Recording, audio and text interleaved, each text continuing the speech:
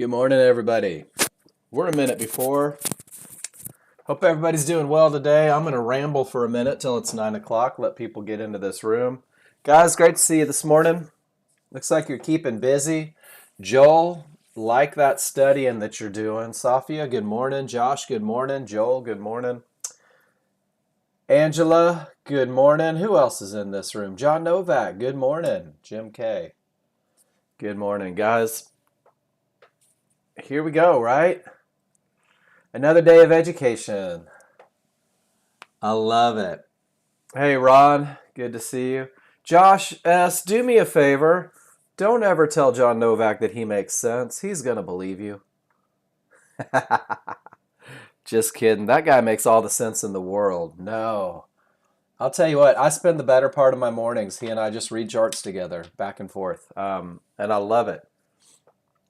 I love it. I think that it's amazing that the guy that wrote the software, the CEO of the company, jumps in here and offers his help. I love it when he does, so it makes me happy.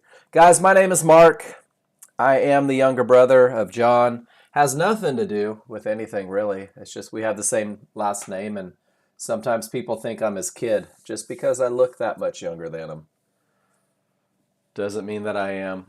Guys, we're going to go through today, and we're going to focus on just reading charts, reading indicators, really putting ourselves, dialing into becoming chart readers, finding the best of the best. But before we do that, and I say this every day, let's check news. Let's make sure that there's nothing going on that's going to make that market jump and bounce and go crazy and do all those things we don't want it to do, maybe move too fast. So I go to forexfactory.com/calendar every morning. Thursday, guys, we had 8:30 a.m. news. We had unemployment claims. We had the Philly Fed manufacturing. Thanks for the checklist, John. Come on, Joel. Oh, checklist is my pride and joy, and you just gave my brother credit for it. Stole all my thunder. It's like being kids all over again. It doesn't matter who made it. It works, doesn't it? That checklist came from all the knowledge he gave me anyway, so I think that he deserves some credit. Guys, the only other news we have is natural gas storage at 10:30 a.m. It's low impact, unless you're a natural gas trader, in which case that may become kind of a high impact scenario for you, the same way that crude oil inventories is for us, all my crude traders. So go through, check that out every morning. Make sure you're not trading into anything that could make that market go wonky.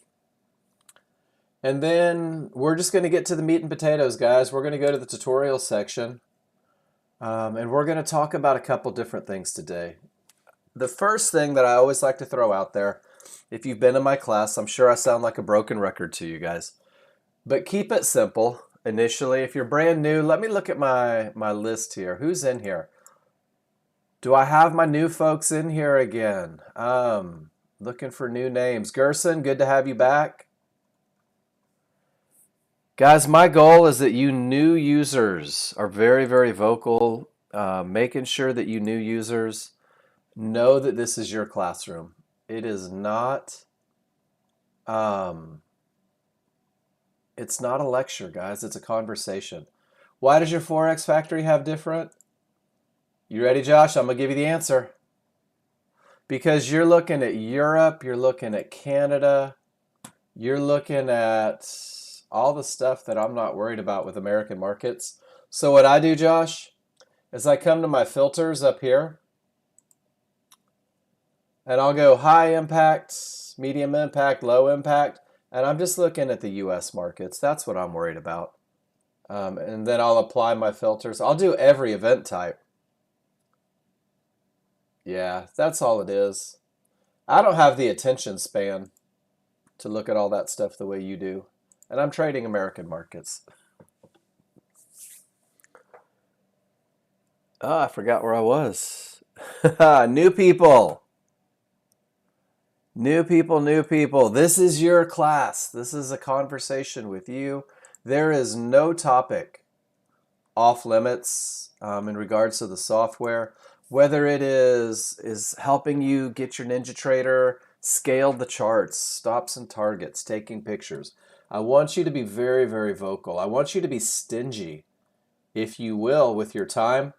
I want you to believe that you are the only person in this room and the only education that should matter to you is yours. Hey, good morning, Claire. Nice to see you. I'm going to put this in the room. I used to post this every day. Please post your pictures and your questions. Mark Novak, that's me, who runs the chat room, urges users of the chat room to participate in their own education by asking any question. Do not be scared or intimidated. Guys, I'm the warmest, fuzziest guy you'll ever meet. Post questions no matter how trivial you think they may be. There's no such thing as a trivial question. And guys, some of my best approaches to education in this room come from someone telling me that they're not getting it the way that I'm saying it. So if you're not getting it the way that I'm saying it, you're going to force me to say it another way, which is perfect for everyone in the room that needs to hear it that way. So make sure that you're doing that.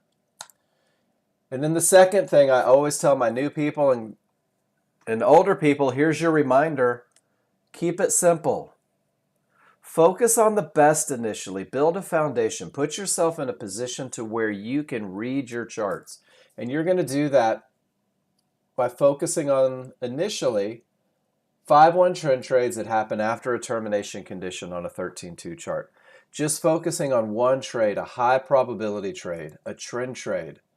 A trade that, drum roll please, has every indicator on every chart agreeing with the rules for the trade.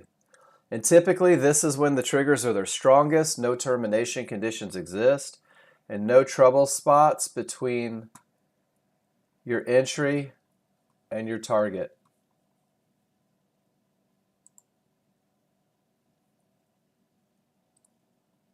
Awesome. So Joel, you're going to incorporate HVA lines, HVA trades, tops and bottoms. Did you just turn your whole plan from simple to trying to be John Novak with 27 years experience? Let me know how that works out for you. I'm going to focus on simplicity in the classroom. Oh, I recognize it. I definitely recognize it. Do you need it? Guys, remember that plans are individual. Plans are suited to your needs. I want to be, you do?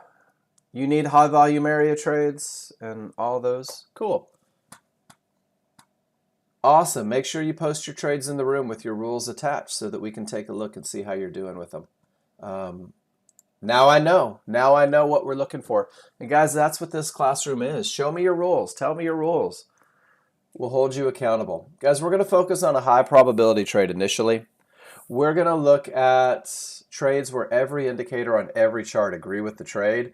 And by doing so, we are going to exponentially increase our ability to read charts. This one simple trade is going to give you a skill set that's going to allow you to make money while you grow your ability to read charts, while you grow with the software, while you continue to study. And guys, chart reading is going to incorporate 3 essential elements: where the market is likely to continue, where the market is likely to go, and where the market is likely to stop. We're going to focus on each of these elements, and once you understand these concepts, guys, the world is your oyster. You can take HVA trades, you can take edge trades, you can take momentum trades. But if you don't have a grasp on where the market is likely to continue and use those points for entry, it becomes difficult to move away from the basics. If you're not sure where the market is likely to go, you're not going to be able to manage your trades effectively. And if you don't understand where the market is likely to stop, you're going to find yourself trading into problem areas. So what we're going to do is we're going to focus on a high probability trend trade. We're going to give it 20 trading days, guys. That's all I ask. 20 trading days, focusing on the absolute best of the best. I'm going to give you a spread or a checklist for the absolute best of the best. Joel, I love that checklist of my brother's because my brother is very efficient. I'm going to give you guys in the room one that focuses on simplicity. I'm going to give you guys in the room one that has 4 items. 4 simple things to look for to put together a trade. And for this high probability trend trade, there's a very easy recipe. A trade equals momentum, a clear path, and an entry area. That's what we're going to focus on as brand new users. We're going to focus on recognizing momentum, rule number 1. We're going to focus on recognizing a clear path, rule number 2. And then we're going to focus on not getting kicked out of Discord in the first 5 minutes of class. That should be rule number 4. But let me go ahead and get me back into the room. Sorry guys, Discord does this every now and then. But what I did realize is that you guys can still hear me when it does it, so I try not to swear about it behind the scenes.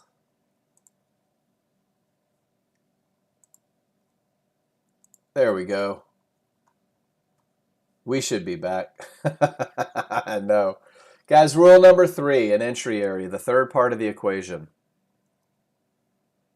Being so good at recognizing where the market is likely to continue that you're going to use a limit order at areas and triggers. These 3 rules happen on 2 charts. That's it.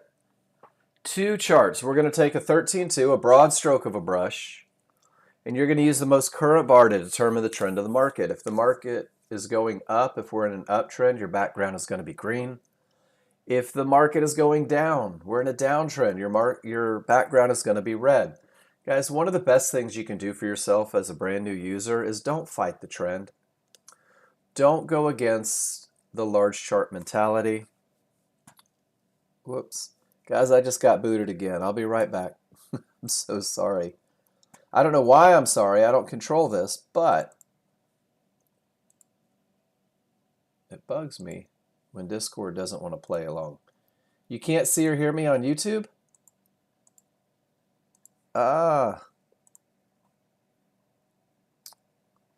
Claire, it's showing me up and running. Let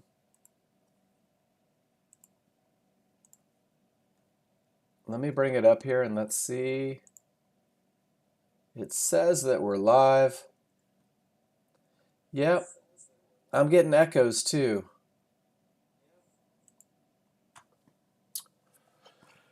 Claire, finally, I did it right. Jerry, you said it's okay. Maybe refresh the page, Claire, see if that works for you. And that'll help you out.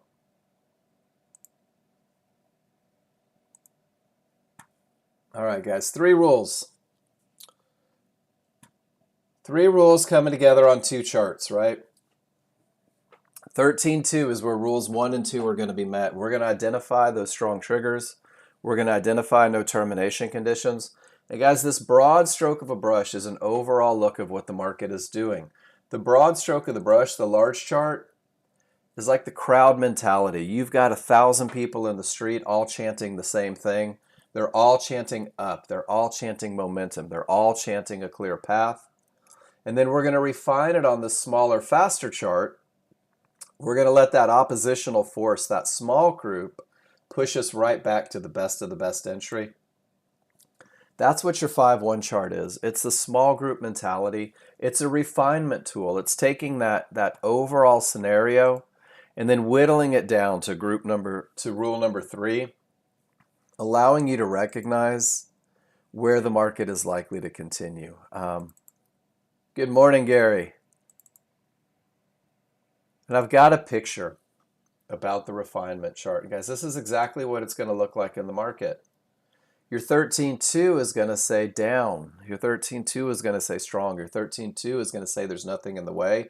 And what happens on this one bar that gives us all that information, we're going to use this 5-1 chart that may be 15, 20, 30 bars to look for that retracement, that small little pushback, and you're going to be able to pinpoint with amazing accuracy where the market is likely to continue. So if you're new with me, do me a favor, give me a Y in the room. Let me know that you're listening. We're going to keep it simple, guys. We're going to focus on 3 rules on 2 charts. Going to be able to identify those advantages and then grow from that point. Hey, Gerson, nice to see you this morning. I love it when my new people come back, guys. Makes me happy. So let's talk about rule number 1. Guys, the easiest The easiest one to recognize. Hey, Jose. Oh, and guys, one thing I wanted to show you too. If you're on NinjaTrader 8, you probably got a note that says, hey, we're going to roll crude, right? If you're looking at NinjaTrader 8. Guys, every time we get to a roll on a contract, I'm going to run a market analyzer and I'm going to look and see what... Hey, Chadwick, good to see you today. Your test is perfect. You are coming in loud and clear, my friend. I'm going to check the volume, guys, and the markets with the most volume, the contracts with the most volume tend to flow the smoothest. So while NinjaTrader 8 said, hey, I'm going to roll over for you, I politely declined. I'm going to stay on that April contract until my May contract exceeds it in volume, and then I'll make that switch over. So guys, I'll be checking it each morning. Don't worry, we won't do it without you. I'll let you know. But rule number 1, strong triggers. Guys, this is the precursor for everything. Strong triggers sets the tone. Strong triggers gives you that first advantage that we look for, that advantage of momentum. And guys, this is a look that you're going to be able to recognize probably in about 10 seconds. In an uptrend, when the background is green, small triggers are above the large triggers. Large triggers are wide, angled in the direction of the trend. Guys, it's the space between them that lets me know that the odds are favorable for the market to continue up. It's that space, it's that gap between the two. In a downtrend, small's below the large are wide, they're angled in the direction of the trend. Once again, it's that space between the two that lets me know that the odds are favorable for the market to continue down. Guys, this is your best look. Odds favorable momentum is giving you that freight train, that push in the direction of the trend. This is what sets us off looking for high probability trend trades. And we're going to commit to this in the beginning because as the market moves down, as those small triggers work their way inside of the large, we call this a weakening of the large triggers. And anything can happen up or down. So remember that we're speaking in advantages. Rule number 1 gives us the advantage of momentum, and it means that we'll be looking for high probability trend trade rules to be met from the point where they accelerate away until the point where they come back. Think of these as scissors. When you open the scissors, they're ready to work. When those scissors close, you can't cut anything, right? So that's your best of the best area. That's your best of the best look, giving you the highest chance for success. Give me a Y in the room if you're with me, especially brand new users. Odds favorable momentum gets the party started. And then once we have that momentum, we've got to make sure that there's no brick walls in front of us, right? Rule number 2, let's go back and look at the picture. And you know what? Let me share this picture with you guys. Thanks, Gerson. As a Novak male, I am no good at analogies, but that one just kind of hit me today. It's like scissors, right? When they're open, you can cut. When they're closed, arts and crafts is over. So rule number 1, strong triggers. Guys, these yellow, these are the advantages that are present. We have the advantage of momentum. Rule number 2 says no termination conditions. And when there are none, we have the advantage of a clear path. What's a termination condition? Well, it's an area that may reverse the market, guys. It's not guaranteed to stop the market, but it has the potential to remove that clear path. The areas that we're looking for, divergence highs, these magenta lines, red resistance, blue support, yellow 1-to-1s, or this cyan divergence low. Guys, these are going to be the looks, these are going to be the areas that have the potential to stop the market. And I don't know why I never used this picture for the example, but we're going to do it today. We're going to mix it up.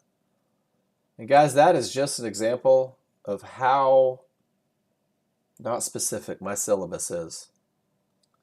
So let's go through. What's a termination condition? Well, if price reaches an area, whether it's support, absolutely.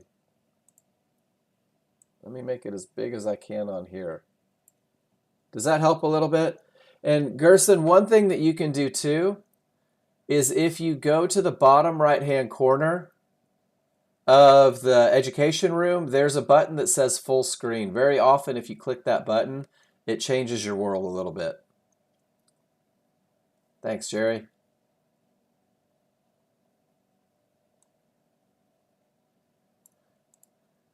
So it's a simple two-part recipe, guys. Price comes up and reaches an area. Fibs, mid-bands, one-to-ones.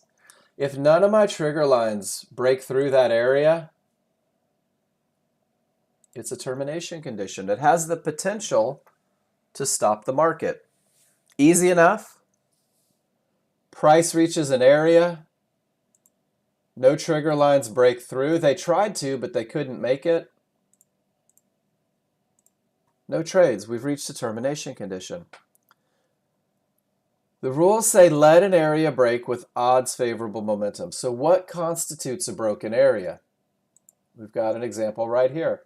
When both the small and the large triggers break an area, guys, the area is cleared. It's considered broken. We now have a clear path to get to the next Fibonacci area. No triggers through, no trade. Both triggers through, clear path. How's that for a recipe, guys? Does it make sense? This is the first time I've ever used this picture, so I want to make sure that it's pretty clear. We're going to just compare our trigger lines to the areas, right? Price reaches an area. Absolutely no trigger lines break through. This is an area likely to stop the market, guys. We're not taking short trades into the area. You're going to see it at lows. You're going to see it at highs. Price reaches resistance. No trigger lines through. Absolutely. So when we talk about a clear path, let's do this. We did this yesterday, and this turned out to be a great way to look at it. Let's see if we can find an example. All right, we're going to use the S&P today. Here we go on clear path. Good morning, Christina. Guys, price reaches Fibonacci support. Absolutely none of the trigger lines have broken through it. It's a termination condition. Look at that. Price reaches support. Absolutely no trigger lines break through it. It's a termination condition. We're not taking trades into that area. So far, so good. That's when we lose the advantage of a clear path. This area is considered broken. We're focusing on this blue line. When both the small and the large break through this area of support, you can see that it begins to act as resistance. Kanchanusa, I hope I said that right. Uasa, out. Now we consider the area broken. Give me a Y, guys, if you're with me. Back it up. Price reaches, no trigger lines through, no trade. We've reached an area that may stop the market. Notice that I said may. It's not guaranteed, but there's no clear path. Both sets of triggers break through. We now embrace that clear path. And then we'll back it up a little bit, guys. Sometimes your small will break through and your large will not. At this point, we don't have a clear path, but what we have is an area with the potential to break because of the odds favorable momentum. Remember we said that right now we're only looking for high probability trend trades, right? So there's two options for the brand new user for a couple days. Either we've reached an area and no trigger lines have broken through, no trade, or we've allowed those trigger lines to get to the other side and we'll look for those opportunities.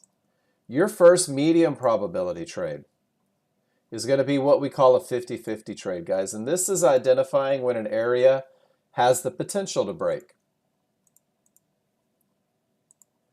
You know I have a picture for it. I have pictures for everything, guys. When the smalls break through and the large do not, this is what we call a 50-50. 50-50 is nothing more than a referral of where the trigger lines are in relationship to the area. Guys, we're reading trigger lines. The areas are doing nothing. They're just sitting there. The trigger lines are in motion. When your small triggers break through the area but your large triggers have not, this is an area with the potential to break, but it hasn't broken yet. So technically, there's not a clear path. Does that make sense, guys? When I say break through, okay, I'm going to show you. I'm just going to call you K. It's easier for me. I hope that's okay. Watch this. This is what your market's going to look like in the moment, right? Down bars pushing, trigger lines are moving. There's motion there, right? Price reaches support. Do you notice how absolutely none of the trigger lines are below that area?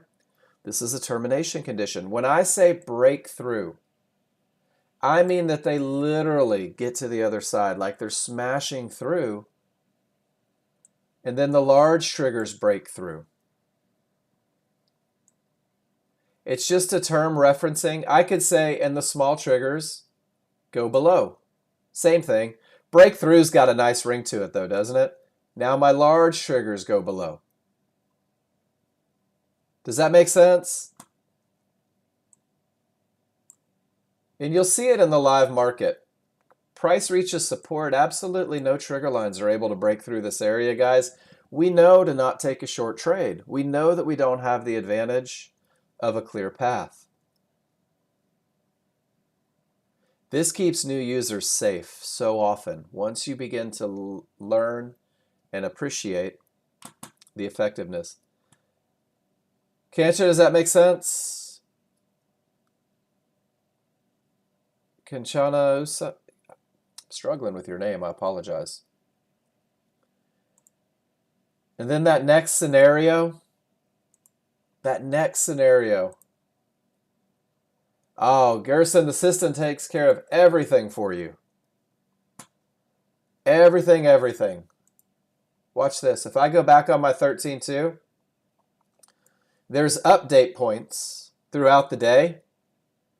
You'll see that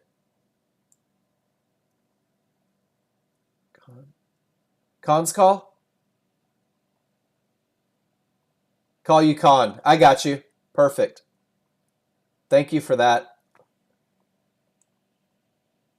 Guys, I hate to butcher names. Poor Tyree. I called him Tyre for a month until he helped me out with that. So Gerson, you're going to see that there's update periods where the market or your software will actually go back, recalculate everything that's happened, and see if there's stronger, better areas. All you have to do is wait for odds favorable momentum, wait for a clear path, and then find your entries. Here, do you see how we don't have that clear path? And look what the market's doing. Guys, we're not the only people that know about these key areas. Deep pocket investors, institutional traders, they know about these areas too. And you'll notice how much your smaller, faster chart appears to have a fight when they get to these key areas. So we're going to respect them in the form of termination conditions. Resistance is reached, no triggers above, no trades into the area. Support is reached, no triggers below, no trades into the area. 90% of what you do is going to be reading your charts, guys. Price pulls all the way back up to resistance. Absolutely none of your trigger lines go through. Guys, this is another termination condition. We call it a pivot stop out of a divergence high. Here's divergence, represents a loss of momentum when this pivot was formed. Price trades above and back below. Don't take any long trades into this area. And it's even more powerful when it happens right there at Fibonacci resistance, guys. These pivot stop outs at key areas reverse the market. When this termination condition creates a full reversal, we call it a strong top, guys. And a termination condition from a low that causes a full reversal, we call it a strong bottom. I'm a huge fan of this picture because it illustrates how the rules work together. It's like this symbiotic relationship. Even with odds favorable momentum, Smalls are below the large are wide, they're angled in the direction of the trend. Guys, rule one has been met without question. But the moment it reaches that area of support and none of the trigger lines are below the area, guys, this is a termination condition. This is an area that may reverse the market. This one certainly does, doesn't it? Creates a bounce, an unmanageable bounce if you took the short, probably stopped you out. Creates a full reversal. Both small and large triggers get above resistance, creating it to act like support. Smalls are outside of the large. Guys, this circle represents your potential entry on the 5-1. Your absolute best of the best trade as a new user. When a termination condition creates a full reversal, gives you odds favorable with a clear path, guys, that's a trade that typically wins 70 to 80% of the time. And we can use Fibonacci resistance above us with that momentum to help us gauge where the market is going.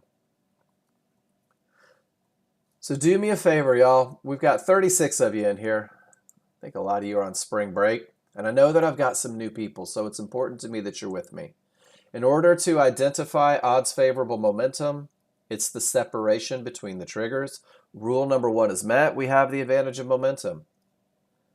If price reaches an area and none of your trigger lines go through, we've given away the advantage of a clear path. We don't have rule number two met, but if both small and large get to the other side of an area, we now have the advantage of a clear path. Everybody good with that? There's one more termination condition that I want to talk about. Sometimes the market turns from nowhere, guys. Maybe it didn't reach that Fibonacci support. Maybe it didn't quite make it to Fibonacci resistance. Even with odds favorable momentum, this final termination condition, guys, is one that you're going to recognize on a 5-1 chart. John Novak showed you how he used it this morning. There's a picture we'll go back and look at. But three divergences in the same price range, they may terminate the trend, and this becomes very powerful in that third divergence when the small triggers go inside of the large triggers. Remember that anything can happen look? Odds favorable. Is everybody comfortable with what a divergence is? I know I've got some new people in here. I always take for granted that you understand the concept of divergence. Give me an N in the room, one N in this room, and we'll talk about what divergence is. I'm going to talk about it anyway. Perfect. Thank you, Gerson.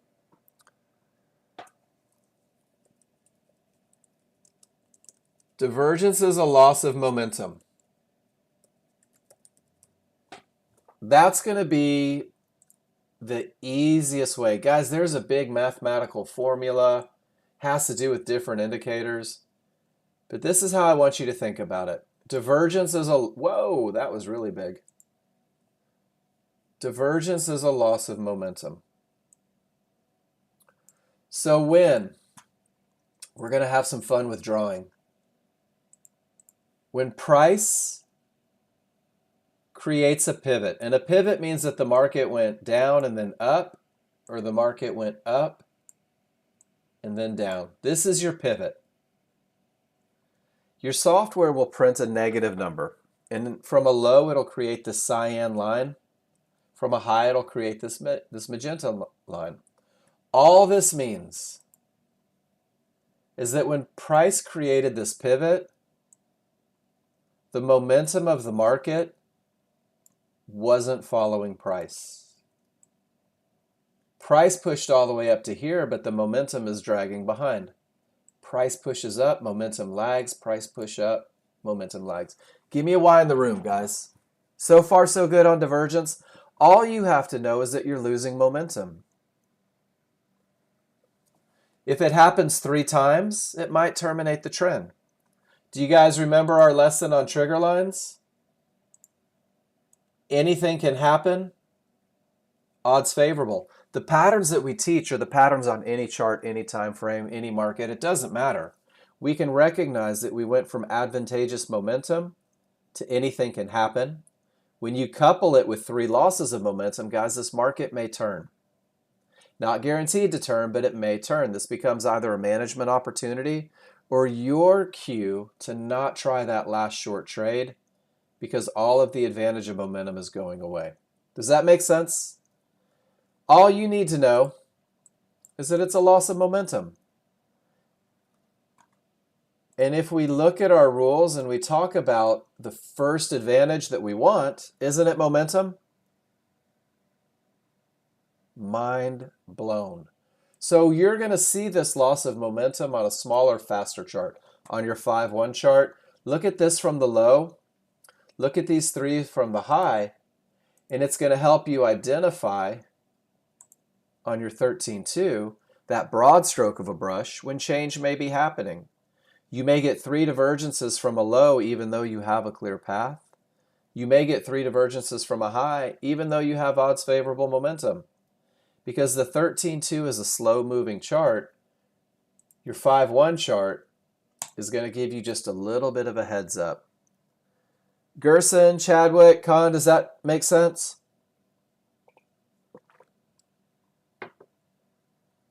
Awesome.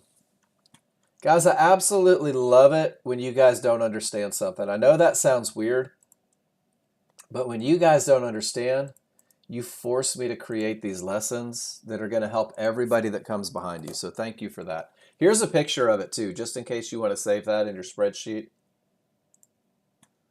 So guys, we have the advantage of momentum. We have the advantage of a clear path. Are you ready to go into rule number 3 on that smaller, faster chart, right? The 13-2 gave us our first 2 rules. We're going to pinpoint that area for entry on the 5-1, guys. And when the rules are met on the 13-2, your 5-1 chart is going to look very much like this. In an uptrend, you're going to see an awful lot of up bars. You're going to focus your attention on the 5-1 large triggers. They should be up, they should be wide, they should be trending one on top of the other. And you're just going to look. Are they near fibs, mid-bands, 1-to-1s? Because every trend trade that you take should originate from an area. And those areas are fibs, mid-bands, and 1-to-1s. They should be inside favorable large triggers. And what are favorable large triggers? I'm so glad you asked. Favorable large triggers mean that both your large and your synthetic are trending one on top of the other. They should be strong in the direction of the trend. They shouldn't be flat. They should look like sharks preparing to breach. If they're going up, they should look like a dive bombing eagle if they're going down. But one on top of the other, guys, creates the advantage. One on top of the other is going to make your window of opportunity so much smaller. And the window of opportunity is the area where the market is likely to continue. Our rules say that we're going to use a limit order to buy a pullback. By using a limit order, that means that we have to wait for the market to come to us, to come to that area where the market is likely to continue. And if we reference that picture one more time, who's in control? The big crowd gave us momentum. The big crowd gave us no termination conditions. The small crowd is going to give us that little pushback, that small retracement in price, counter to the underlying trend. Guys, that pushback begins with a reversal bar. When everything says up, we want a bar that says down. I'm going to identify my areas, fibs, mid-bands, or 1-to-1s, and I'm going to look to see which ones fall inside of favorable large triggers. So in a long trade, my window of opportunity, that area where the market is likely to continue, extends from the highest point of support to the lowest point of support inside of favorable large triggers. If we were looking at a potential short trade,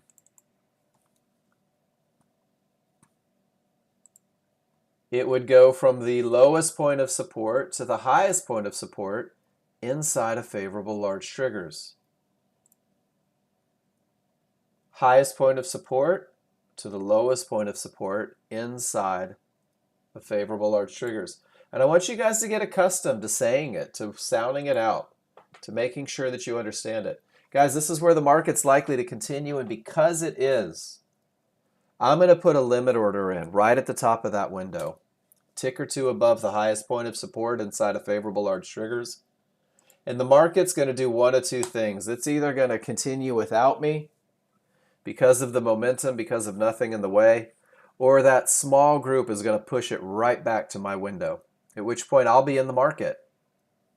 I'm in a long trade. I've bought the market. My anticipation is that the market is going up, even though on a smaller, faster refinement chart, it says it's going down, guys. Remember the refinement process. We need that push up so that we can continue with the big picture. So I'm in this trade with the advantage of momentum. I'm in this trade with the advantage of a clear path.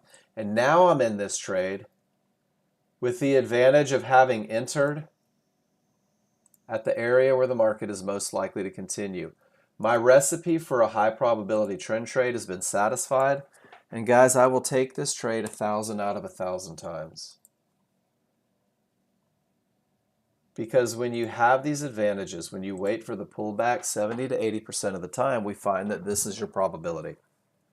Profit target reached. The advantages work together to get you in at the best of the best spot. Because you wait for the pullback, you're going to be able to reduce your risk below that reversal bar. Because you wait for the pullback, your ability to make money goes up exponentially because you have room to the next target. Guys, this is your highest probability trend trade. It's your absolute best of the best.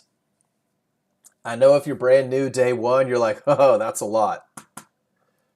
And it's a little bit to take in. But if you remember that recipe, if you remember that everything starts with odds favorable momentum, it's going to make your life easier. If you remember that never trading into an area that's been hit but no triggers have broken through, it's going to make your life easier. And new users, I'm going to give you some homework for this afternoon. This is a 5-minute video, guys. This is the easiest video you're ever going to watch. And it talks about that relationship of the trigger lines to the areas, helping you understand when it's okay to take a trade. And guys, if you insist on these two rules being met, your entries are going to come. And I'm going to show you how to study right now. Look at that. 1, 2, 3 divergences. There's a higher one. Termination conditions textbook, right? Isn't that amazing?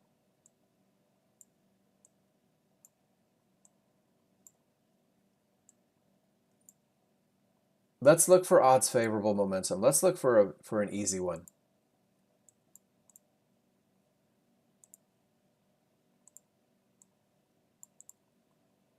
All right, guys, give me a Y in the room. Small's below the large are wide, they're angled in the direction of the trend. What we're doing is we're scrolling back and we're looking historically to see if we can find some opportunities. See if we can get some good pictures of high probability trend trades. Do you see it? It's that separation. The scissors are open. We're ready to get to business. We have not reached the area of support. So not only do I have odds favorable momentum, I've also not reached a termination condition. Gerson, Khan, Chadwick, are you with me? This is for you.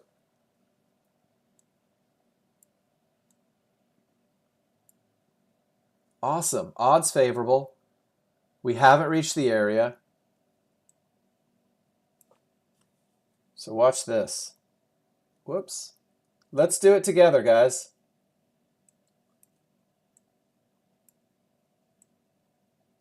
Everything says down on the 5-1, right? Let's make it look like it looks in the market. There we go.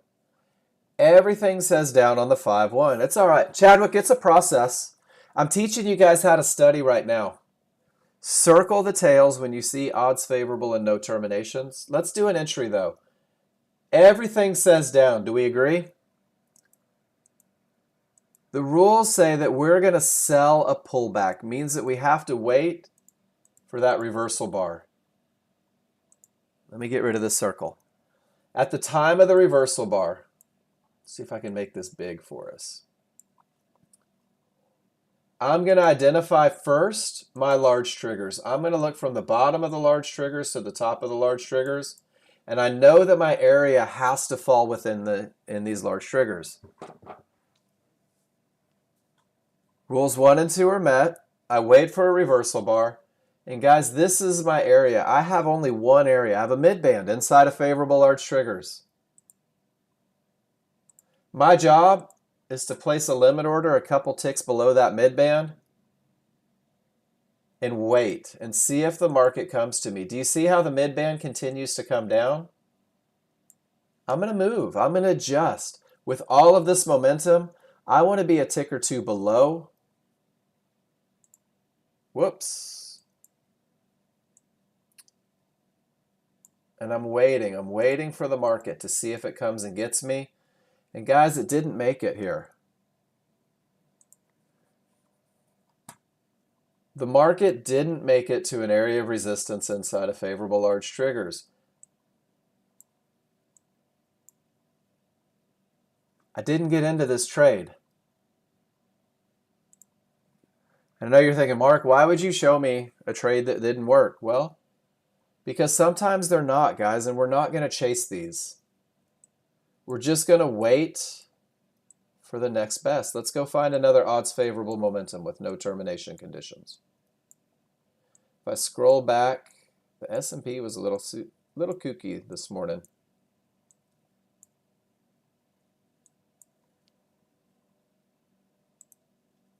Let's circle this one at 629. Small's above the large are wide, they're angled in the direction of the trend. Just want to see what this circle looks like. Are you guys following me on this process to study? We're going back historically to create recognition. Here's our first pullback, and it's directly to support inside of favorable large triggers. Do you see it? Let me make it easier for you guys to see. Let me get rid of all the noise. Let's just look at our trigger lines.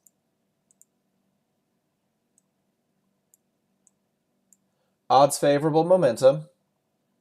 Nothing in the way. Do you guys want to do the entry process again together? Everything says up on your 5-1. Are you comfortable with that? Let's make it look like it looks. Odds favorable, nothing in the way. Everything says up over here on your 5-1. And the market's trending up and you're like, it's going without me. How am I ever going to get paid? I didn't get that last trade. What are we waiting for, guys? Reversal bar. When everything says up with a clear path, we want those yahoos pushing us lower. At the time of the reversal bar, from the top of my triggers to the bottom of my triggers, I have a mid-band and I have Fibonacci support. Doesn't this almost look exactly like the one in the manual? These patterns repeat themselves, guys. I'm going to take my entry and I'm going to put it about 2 ticks above that mid-band. Give me a Y in the room if you're with me, guys. Odds favorable, nothing in the way. Reversal bar prints.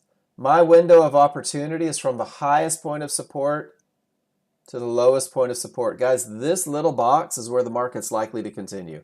Not guaranteed to continue, but after 25 years of testing, that's the most likely spot. Let's see what happens. Boom. You're now in a trade at 39.19. Well, we'll call it 39.20. You're in a long trade with the advantage of momentum. You're in a long trade with no termination conditions. And you're in a long trade having entered at the area where the market is likely to continue. My initial stop is below that window of opportunity, guys. I'm about 2.5 points down here, about 10 ticks below that window. You can see that the market pushes to the bottom of my window, doesn't it? That's terrifying. But it does ultimately continue from inside of the window. I got in at the top because of the momentum. I'm not willing to risk it. I'm not going to put my entry down here because I don't want to let it go past me a couple ticks. Guys, I'm in at the best spot. Once this reversal bar prints, there's my risk. It's about 1.25 points. And I'm already up $50 in the trade. I'm up $100 in the trade.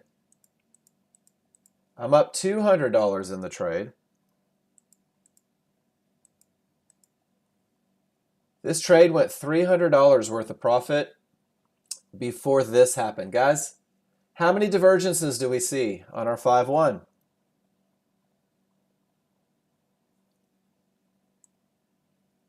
This may reverse the market, right? 3 divergences in the same price range might reverse the market. So now I can use this either as an exit condition,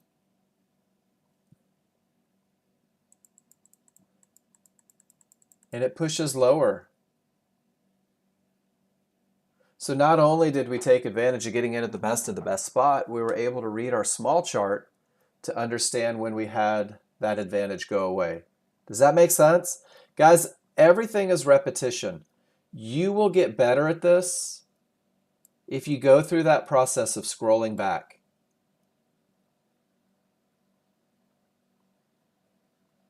Absolutely.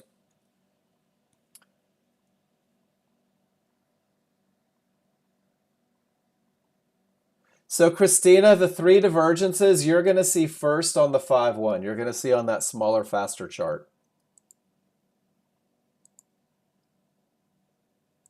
Yep. So Gerson, once again, odds favorable, right? Nothing in the way. There's that circle. This is the first step to learning how to study, guys, is just scrolling back and circling every tail you see with odds favorable momentum. Let's see what it looks like when we get to that circle on the 5-1. Isn't that a picture-perfect pullback to resistance inside of favorable large triggers? So what you're doing through study, guys, is you're developing trust. You're developing trust through repetition. I'm going to put my indicators back on this chart because we're almost to that point where we're going to start looking at the live market. New users, does that make sense? You can use that simple study tool. Scroll back, go historical. You don't even have to have the stress of looking at a live market, the bars going up and down. Every time rules 1 and 2 are met on a 13-2, circle the tail. If that tail lines up with an area of support or resistance inside of favorable large triggers, guys, this is your absolute best of the best look. Take a picture of it.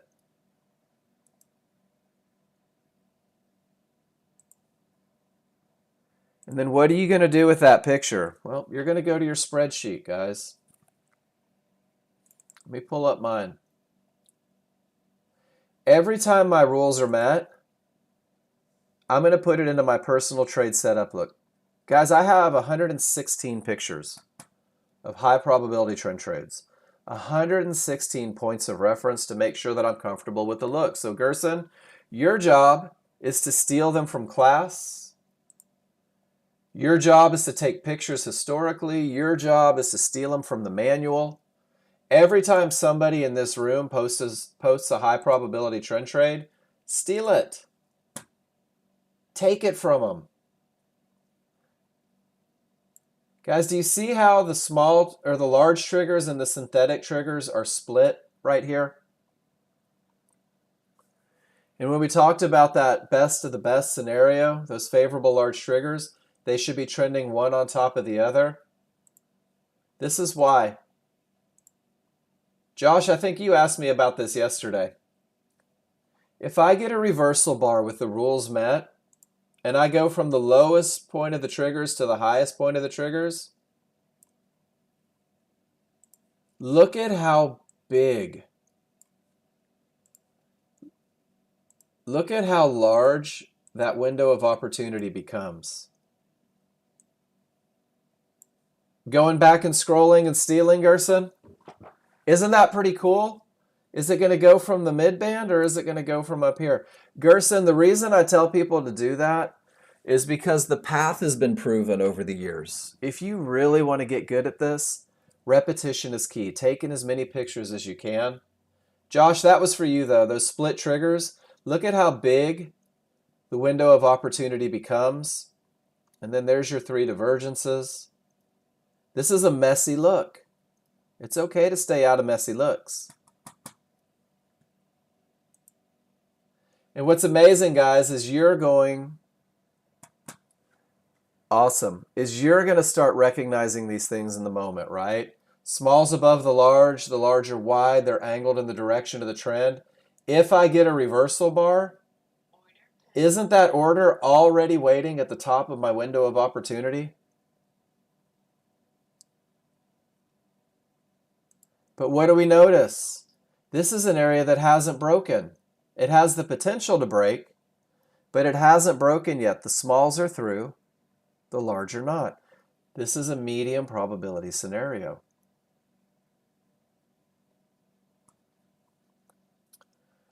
It is already 9:55. Holy smoke. So guys, I'm going to do 2 things real quick. One, I'm going to point out that the market just bounced up straight from an area of support inside of favorable large triggers. I love this stuff.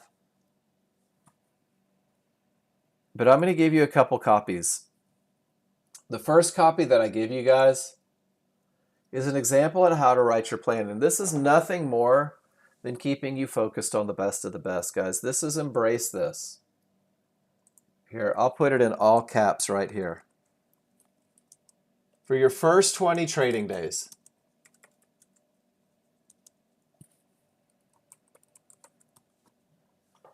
if you focus on this for your first, Gerson, it's safe to say that the market has the potential. I never speak in absolutes because I'm not in control. If I could say will, I wouldn't be here today because I'd be billions of dollars into where I'm at. It has the potential. So when I say absolutely, so when I say may or potential, it's not me saying that, well, I don't want to commit to something because I'm not sure, because the reality is I'm not sure, but it means that it takes away my advantage, if that makes sense. If an area has the potential to stop the markets in its tracks, well, then it takes away my advantage. And everything that I want to do revolves around advantages, which is exactly why for my first 20 days, I'm focusing on the absolute best of the best, guys. I'm focusing on that trade that gives me the best chance of success, that gives me the most advantages. Every chart, every indicator doing what it does. Does that make sense? And John Novak was listening to me. Odds favorable. Guys, didn't we just draw the window of opportunity together? John Novak jumped in. He took that trade. He said, absolutely, with these advantages, I'll take that trade. Termination conditions causing full reversals. Everything going up. Beautiful trade, John Novak. But guys, your ability to grow, you grow from a foundation. So embrace the plan. Take a lot of pictures. Put them into your spreadsheet. Focus on the best of the best. It's going to turn you into a chart reader. Use that high probability trend trade checklist. It's going to turn you into a chart reader. And guys, it won't be long until you're catching these trades. It won't be long until you're able to see the best of the best at a moment. Jerry, you said you went long at 3909.75? Right at an area of support inside of favorable large triggers when you had odds favorable momentum and nothing in the way? Jerry, that's crazy talk. Snake oil is what you're selling here. This couldn't possibly repeat itself on every market every day, could it? Guys, Jerry's been with us for, I think, 9 years now. It might not do it again. You go through this process of developing trust, guys, and you develop trust through repetition, taking as many pictures as you can, participating in class, embracing that path. What's the path to getting to where you want to be ASAP? Post your trades in class, right? Track them in a sheet so that you can go back and study them over and over. Guys, John Novak and I went through the process yesterday. We're going to upload my personal spreadsheet into the website. We did it, but it accidentally reverted. I've got 116 pictures of high probability trend trades. We're going to get it so that you can go to the spreadsheet from the website. And when you click on it, let me make sure. Maybe he updated it for us.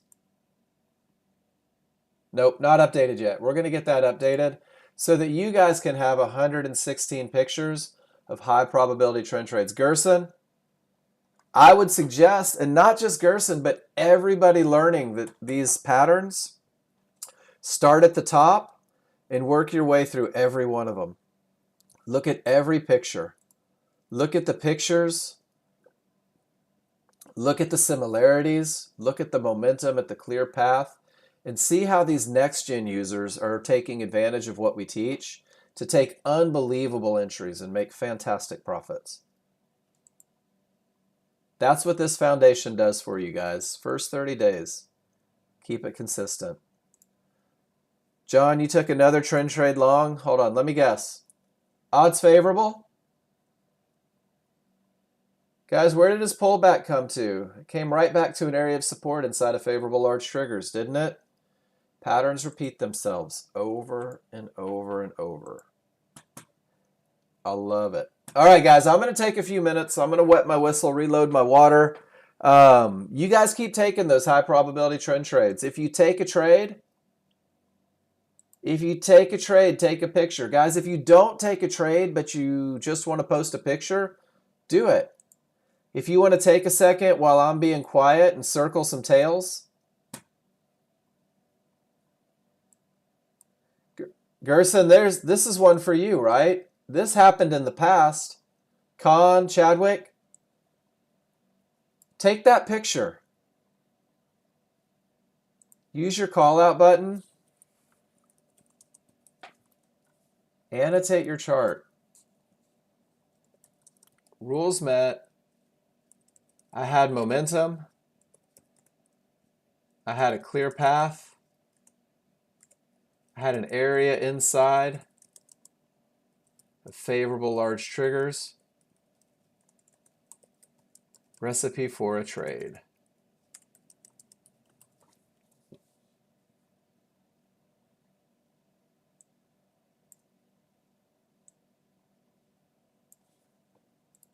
All right, guys, what do you think? Pretty easy, right? Momentum, clear path, area inside of favorable large triggers. I'm going to share it to screencast. And I'm going to pull up my spreadsheet. Was that the S&P? I didn't even look. Safia, I would be upset if you didn't say bingo.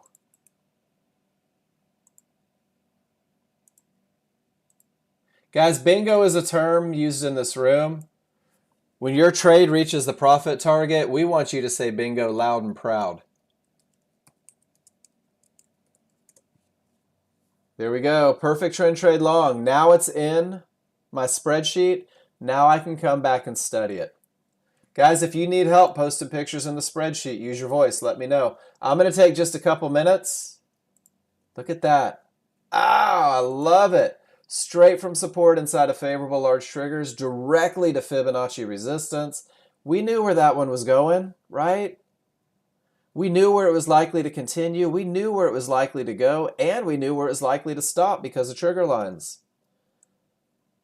Being a chart reader pays dividends. Guys, I'll be back in just a minute. I hope you're as excited as I am. What a great day. Back in a minute.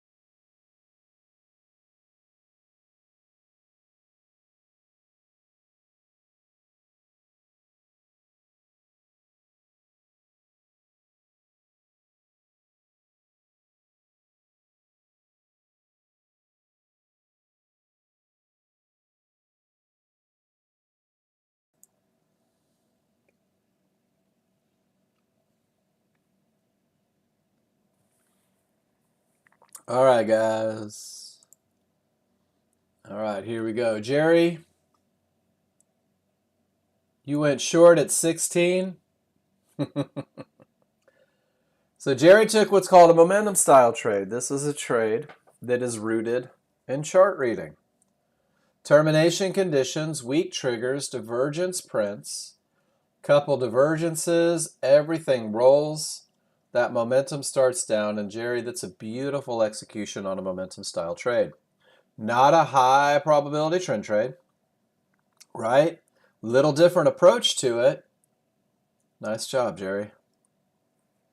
Your ability to read charts, understand momentum, sure does give you a lot of advantages, without a doubt. Safia, you're NT7.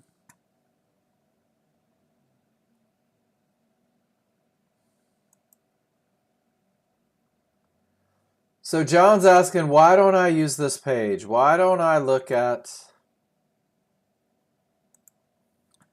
this example trades page?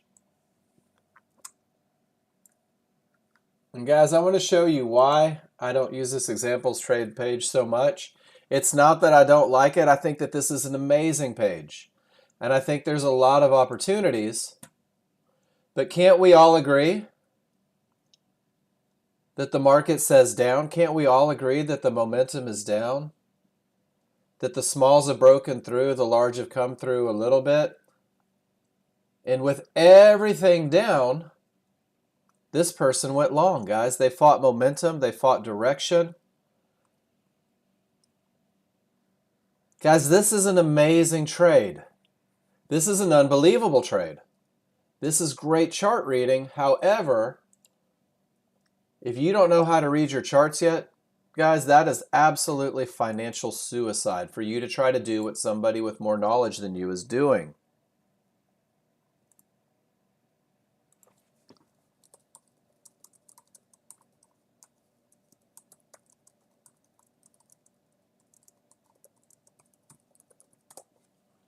So in the beginning, I like to keep you guys focused on the best of the best. I like to keep you guys focused on being able to read your indicators, read your charts, get that perfect entry. So the reason I don't use that page, guys, is because if you stick to the page on the spreadsheet that's given to you, you're going to cement that best of the best look in your head. And then from that best of the best look, you're going to grow into taking those trades that you see from that link that John just put in.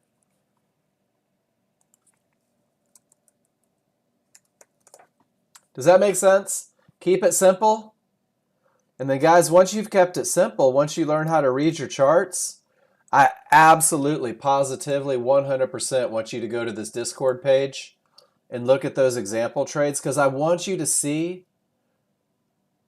where you're headed. I want you to see all the options that are available, all the amazing things that you can do with this software once you learn how to read your charts. I'm like that protective mama bear, though. I like to keep you guys focused on the best of the best and build that foundation initially. So new users, what we do here is we talk about rules, we talk about the best of the best, we look at the advantages, and then we look at your charts and we see what you're doing. So I'm going to scroll to the top of the room, and we're going to see what's going on. You guys post, I click on them, and we take a look. Josh S. got us going today.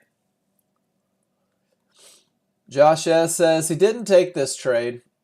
He wasn't sure if the little triggers were going to cross. Turned out to be a good trade. Missed it, but didn't feel good about it. So Josh, this is a trade that Jerry just took from the other direction. This is more of a momentum style trade. Don't really have odds favorable just yet, but because of the termination condition, because of the trigger roll, and if I'm not mistaken, you had termination conditions on every chart. Every chart set up. That's that quick little stab back to get in. And I think John gave you some great coaching on that one behind it. And guys, this is one of the cool things about this classroom is John Novak came in, took Josh's picture, and he said, look at this. Your small triggers are up. Price bars are above them. Great termination condition. Great termination condition.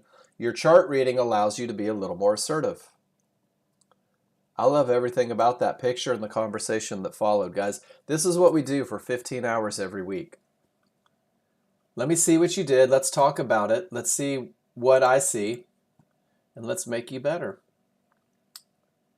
Joel, termination creates odds favorable, full reversal. And what a beautiful pullback to support inside of favorable large triggers. Absolutely textbook, guys. This is the one that's easy, that takes the stress out of trading. Angela, Angela, are you with me? Safia, you're on simulator, right? So one thing that you can do is go Tools, Options, because you already have pictures of everything. Go to Simulator and reset it. And by resetting the simulator, it should get rid of that order for you.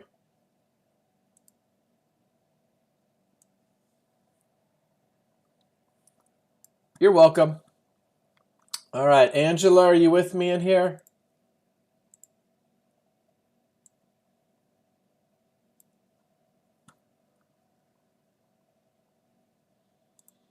Guys, sometimes in the heat of the moment, you don't see everything. You don't get all the information.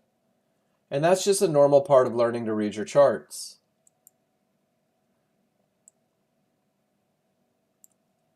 In this particular condition, guys, what do you think?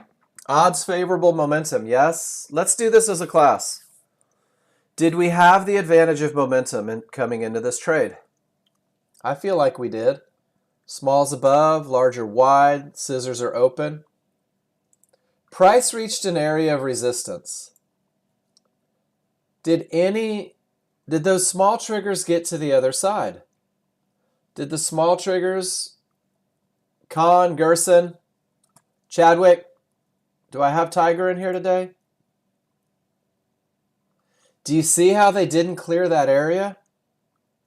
Guys, this is a textbook termination condition. It's not a 50-50 because in order to have a 50-50, both the smalls have to break through 100%. What happened here is we got caught up in I hope this area breaks with that momentum. It's close, but not quite. And because rule number 2 wasn't met, there was no reason to look for this entry. There was no reason to take that loser. Does that make sense, guys? Rules are designed to keep us safe. Rule number 2 keeps you safe in this instance. Sometimes these areas break, right? We had the exact same scenario right here at 8:30 a.m. But at 8:30 a.m., we're coming from a great top. We're coming from a termination condition that creates a full reversal.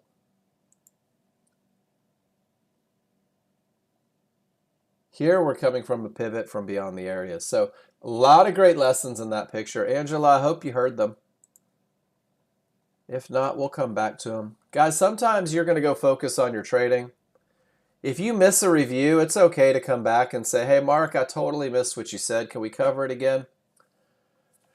Ron says, odds favorable momentum, clear the area, get in, get out. Using chart reading to create advantages, taking small nibbles. And guys, that small nibble is $260 worth of profit in a matter of seconds. Nice job, Ron. Great chart reading leading to an awesome trade. Josh S. is next in line. Josh S. says, smalls below the large are wide, they're angled in the direction of the trend. It's a 50-50 trade. He recognizes that. No divergence. Perfect entry. Quick stop movement, right? Trading one contract. That divergence potential says it may push higher. Great job. Area with the potential to break, but it hasn't broken. Perfect entries create manageable trades, guys. This is why I encourage you to focus on the best of the best entries. When this reversal bar printed, Josh literally had 3 to 4 ticks of risk. He was still able to make over $100 on this trade. I did, Angela, I tore you to shreds. I wish you would have been here for it. I was mean. I swore a little bit. No, we'll go back to yours. And guys, that's exactly what I was saying, right? As always, I'm the mean one. You know this. Got low self-esteem, guys. I have to pick on you every now and then. Let me find your picture, Angela. We'll go back to it. Angela, did you go back and restudy this picture? By any chance? Did you say, why did that thing not work? Oh, that's not it. That's the wrong picture. Hold on.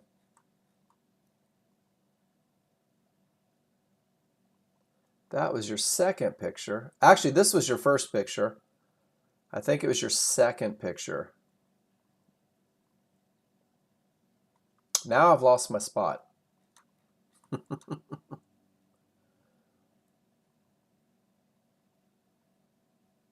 Almost there. Hold on one second.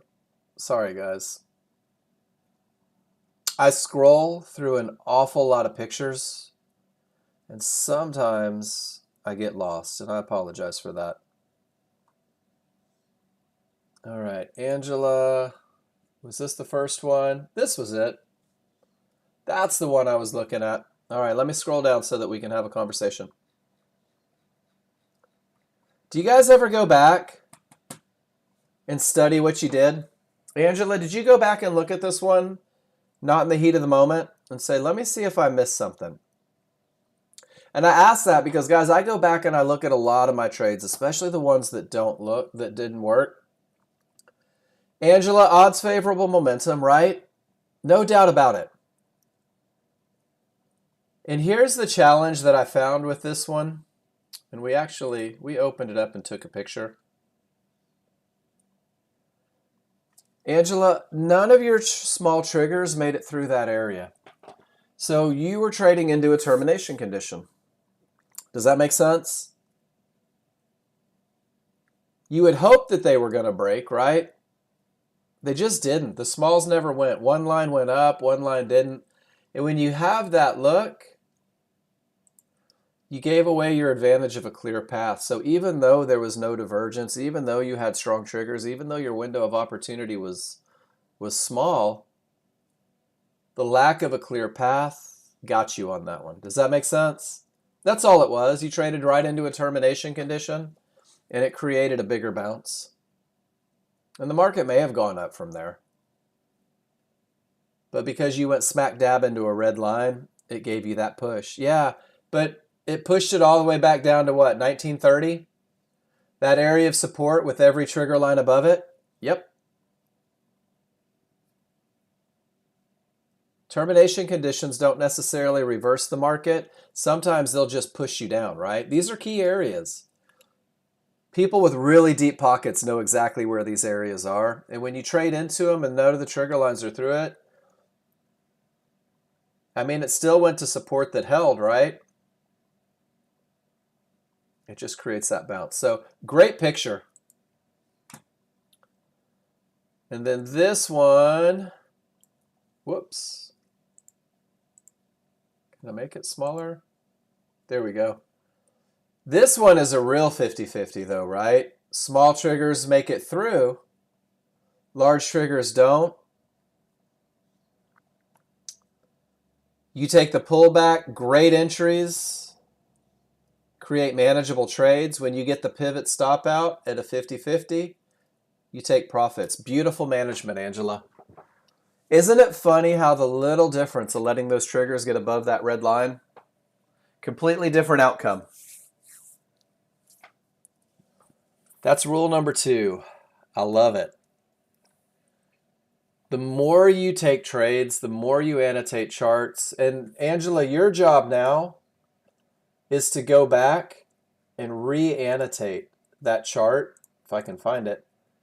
To go back, if you're saving these in your spreadsheet, re-annotate that chart. Remind yourself that it was a termination condition. And what it does is it cements in your brain Uh-oh, termination conditions work. Termination conditions take away my advantage. Guys, this was, and Angela, this was my Achilles heel for my first 2 or 3 months. I traded into termination conditions like I was getting paid to do it. It was really quite the opposite. I was paying to do it. And I didn't realize it. I had absolutely no idea because I wasn't participating in class. Which seems silly, doesn't it? Your brother owns the company, wrote the software. And guys, I never posted my trades in class. I never got that feedback. And I continued that behavior until I finally got brave enough to post in class. And then I was able to fix it. So don't be afraid to post, especially your losers, because there's probably a great lesson in there somewhere. Let's see who's next. Josh, we saw yours. Great management. Nice 50-50. Gary, let's see what you did, my friend.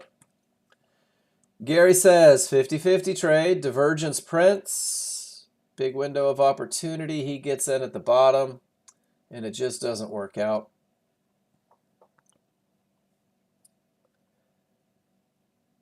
$50-50 trades with divergence, use market flow signal. Gary put no. He says, you know what? I broke my rules on this one. Your rules would have kept you safe. And you're going to do that, right? Every now and then you're going to break your rules. That's okay.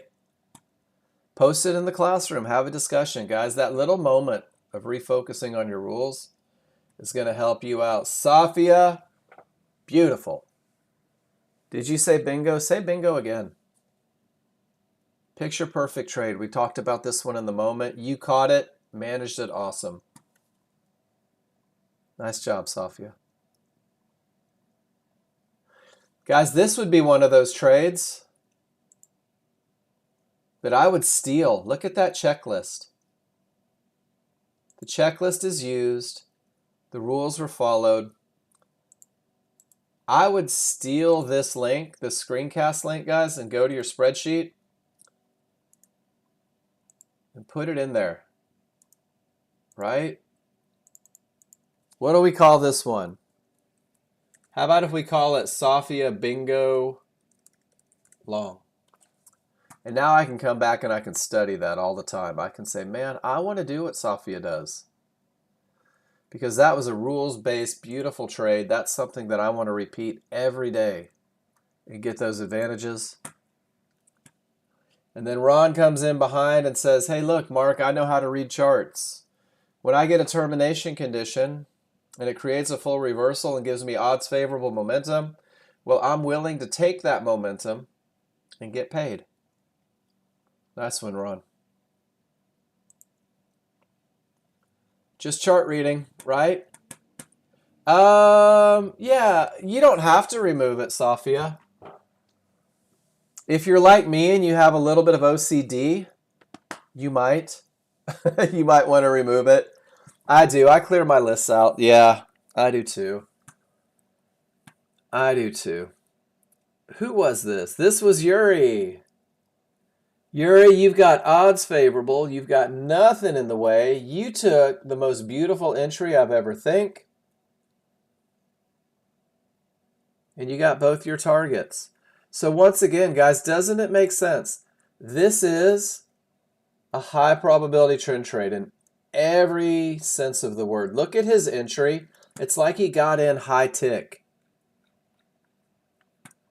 Amazing. Yuri, I hope you're okay with it, but you're going in my spreadsheet. Guys, I'm going to build the biggest collection of high probability trend trades that you've ever seen.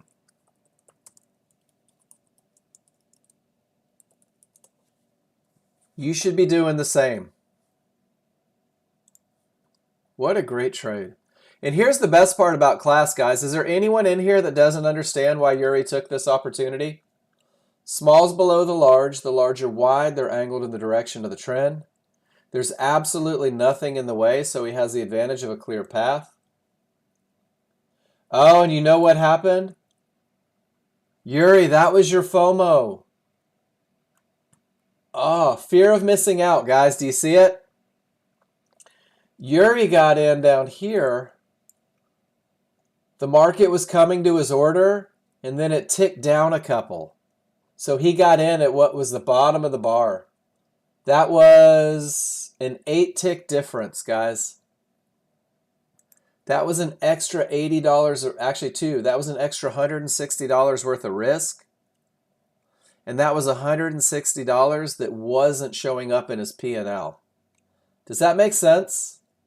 Oh, Yuri, I didn't see that. I just saw the arrow.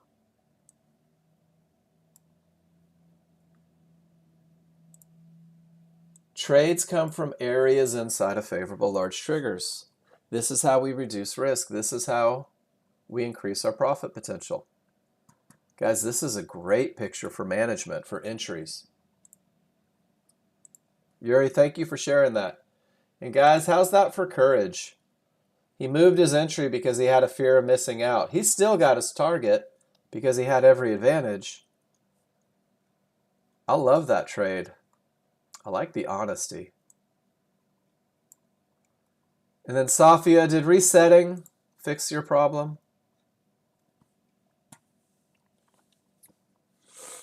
All right, Tank. Odds favorable, termination, full reversal. You took the 50-50, it didn't work out. Maybe a little more risk than you needed on it. And now we're at that 50-50 going the other direction. You take a perfect entry, one divergence prints, stops in the right place. I hope that worked out for you. How'd that turn out, Tank? This divergence low is an area with the potential to break but hasn't broken. Can you guys hear me? Okay, cool. Did it continue down?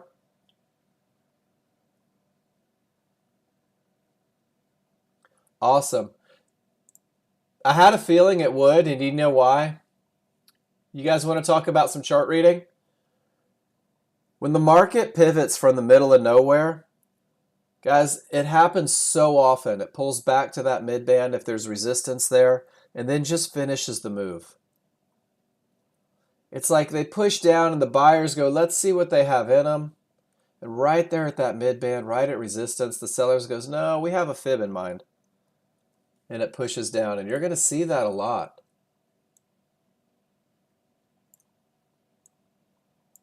Price exceeds all the areas of resistance, pushes down a little bit, finishes the move right to the fib. Price pushes all the way down. Guys, look how it hit. This is why we respect divergence highs and lows. To the tick, wasn't it? To the absolute tick. What a termination condition. Look how the market reacted. Guys, what rule was not met right here? What do you think? Actually, there was a couple rules that weren't met. Did we have the advantage of momentum? No. Did we have the advantage of a clear path? No. So let me ask you guys, who went short at that mid-band right inside of favorable large triggers? Sad that they missed that entire move. Anybody? Anybody want to admit to it? Maybe nobody did. Boy, I sure would have as a new user. I'll raise my hand. I would have taken that short all day long, hoping.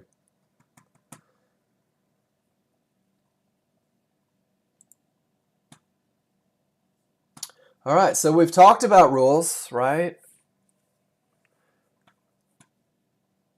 Odds favorable or anything can happen, guys? O or A? What do you think? Odds favorable. How easy is that? Angela, you said anything can happen?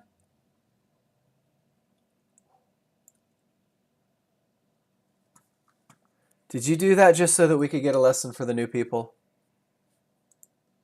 Odds favorable, right?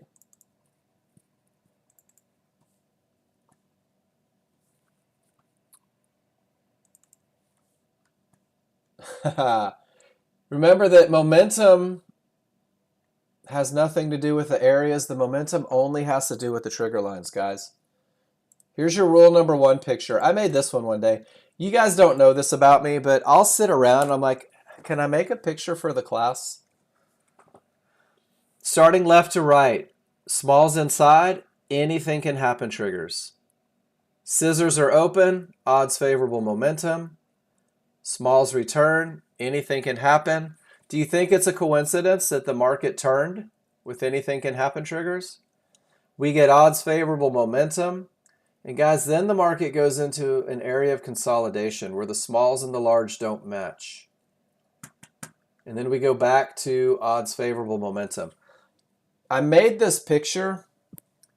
Guys, this is like a transition phase. It usually happens around fibs. When you don't get that agreement on your trigger lines, when you can't get that odds favorable, maybe the larger strong but the smaller against, and maybe the smaller strong but the larger against. Guys, this is where they're fighting it out. This is where new users, and this is where old users, people great at reading charts, tend to predict what the market will do rather than wait for rule number one. And this gets traders into the positions without the advantage of momentum. Guys, I'm telling you, when they don't agree, if you just sit on your hands, you're going to avoid the possibility of getting run over because you're not in a trade that doesn't have the advantages. Guys, here we had odds favorable momentum, right? Two divergences, anything can happen triggers. Is my one area, guys, is that midband inside of favorable large triggers? What do you think? Not so much, right? Rule number three isn't met. Why do we focus on rules? Because it's such a definite recipe. Momentum, clear path in an entry area, create a trade. Guys, if you stick to that, give me 20 days of learning to read your charts.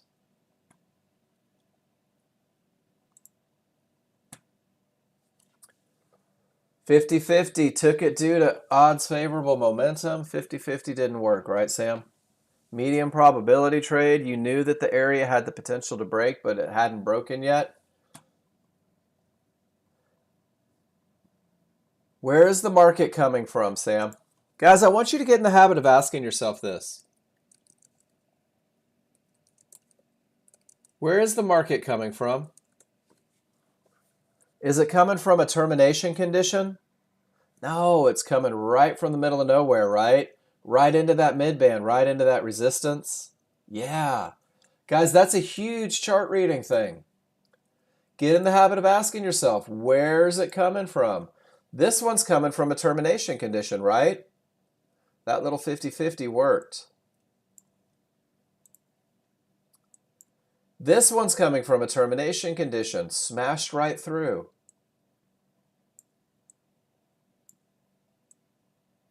Coming from a termination condition, the 50-50 works. Coming from the middle of nowhere, who took a 50-50 here and got run over? What did it look like? Let's see. At 9:47.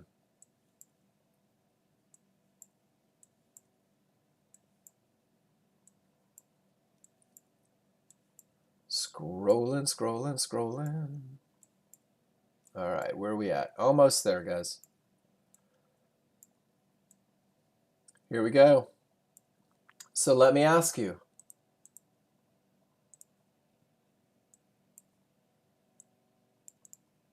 Did anybody take this 50-50 today?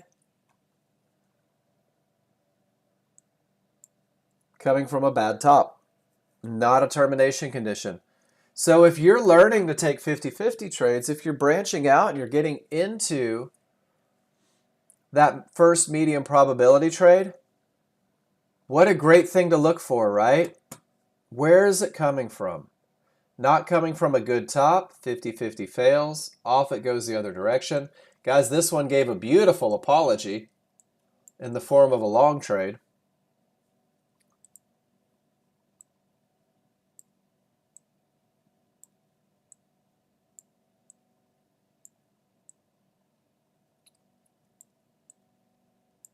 There's a 50-50, not quite a great top, didn't work. There's a termination condition. That 50-50 worked like a champ.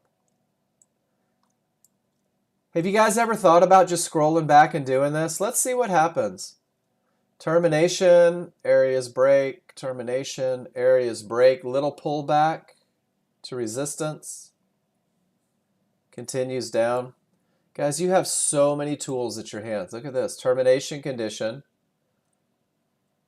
Odds favorable momentum into an area off a termination condition has a better chance of breaking.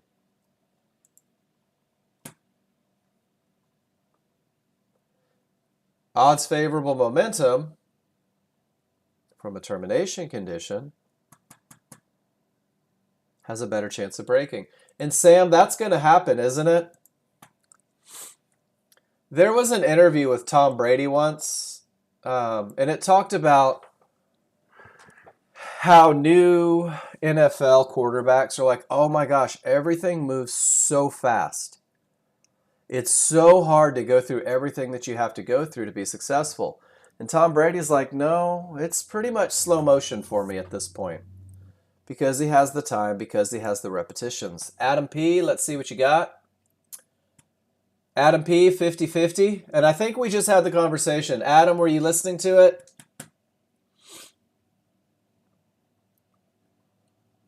You put unfinished business. So 50-50s, not from a good termination condition, certainly have less chance of success. Add that divergence. It takes it away even more. You were looking for that lower pivot for sure. And if you're going to use that market flow chart, Adam, can't you wait for a signal when it's less than perfect? Would have kept you out of the trade. I see all the reasons for taking this trade, guys. Where it's coming from. Con, remember when we talked about? No, I think that you read the chart perfectly, Adam. When the small triggers break through an area, but the large triggers do not. This is what we call a 50-50. And you guys will find this surprising, but I actually have a picture of it. And we'll actually do a couple pictures of it. So, Con, a 50-50 means that the smalls are through and the large are not. It means that the area has the potential to break, but it hasn't broken yet. We don't have that advantage of a clear path, but with odds favorable momentum, we can certainly have an area with the potential to break. Hey, how you been? Good to see ya. I know, it said live edge trading. I know exactly who it was. I saw the picture too. So here's another great picture for that one.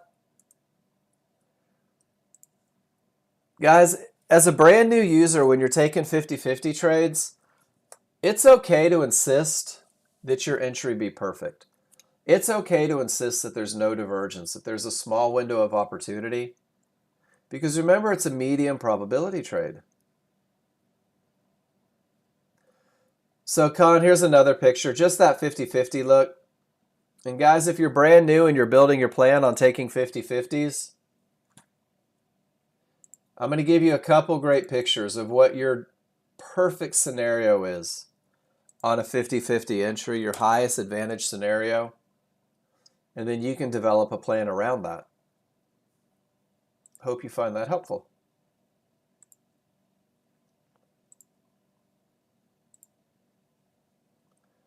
My goodness, you guys are keeping me busy.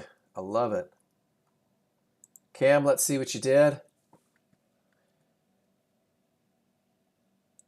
All right, Cam, we have, let me zoom in a little bit. Rules broke. I like the face. Into a termination condition, you get in, right? Stops you out. You get in low. And you get out outside of the window. That termination condition didn't reverse the market, but it sure gave it a bounce, didn't it? Just early on the entry, fear of missing out. Guys, there it is again. Do you see it? The market starts to tick down and your brain says, jump in. Jump in, jump in, jump in. No, it definitely was not high probability. So we didn't follow the rules, so it's fair to not expect to win 70% of them. This one did go down, right? It did ultimately go down, but it went higher before it did. We saw the same thing on Angela's picture earlier. That termination condition creates a bigger bounce, right? We don't know how big of a bounce it may create. So Cam, yeah. But this is the key right here, and this is one that I want you guys to recognize. Let me go back to the instructions and go back to the trade entries, because this is such a common thing for new users, guys, and it's okay. I don't want you to go, oh, I messed it up. You've been rebelling against the rules and paying. So Cam, isn't that like the greatest thing that could ever happen, though? Break all of your rules on Sim. And the best part is when you take an absolute thrashing because you've broken your rules, doesn't it just kind of reinforce how important your rules are? I've done it. So guys, this is what happened. And we saw one with Yuri today, I think. We saw one just now with Cam. Guys, excuse me just 1 second. I got to take care of something real fast.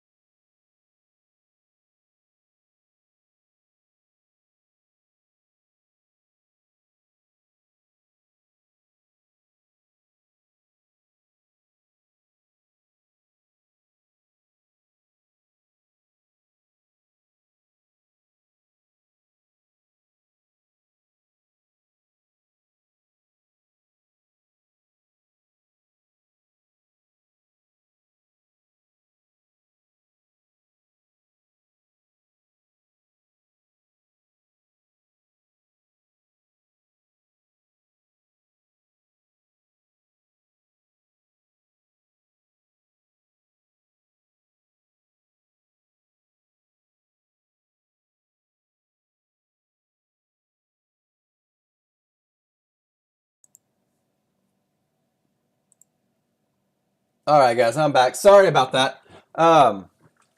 You know, following rules is so important. It really is. And Cam, I think it's great that you did that. I think it's awesome that you broke your rules, and I think it's awesome that the market kicked your butt because of it, because it's just reinforcing, right? Not only does it tell you, hey, breaking the rules becomes detrimental, but it also tells you when I follow my rules, I tend to make money. So guys, let's talk about the natural progression on entries. The reversal bar happens, right? And you guys are awesome students. So you have your window of opportunity down here. You're like, I know where the market is likely to continue. I've got my order in place. Everything is good. And what you start doing is you start forgetting that the 13-2 has odds favorable momentum. You start forgetting that you have all these rules met that have been proven to win more than they lose. And you watch the ticks. You're watching that one bar as it's coming down towards your target. And it usually starts to turn against you about 3 ticks before it gives you an entry. Am I right on that one? And guys, new users, I see it all the time when they're willing to admit it. They get in at the absolute highest tick of this bar. Has anyone else ever done this besides me? Oh my gosh, it's going without me. What am I going to do? Am I still muted? All day today. And that's okay, because sometimes it happens. And what have you done when you do this, guys? Your profit potential is reduced dramatically, and that stinks, right? You're like, now I don't have the time to make as much money. But here's the one that really gets me, guys, is this is your risk. When you let that little devil on your shoulder get you in early, right? That's your risk. And why on earth would you risk this much to make that much? So what happens is we go through and we really start developing trust. We really start believing in this area because of the pictures we take, because of the back testing that we do, because of the questions that we ask. And then you get into this point where your profit potential is so much better. And because you're in at the best spot, your risk is so much less. Cam, what you did today is just being a normal on the path person. And I don't want you to worry about it, but now here's your opportunity, Cam.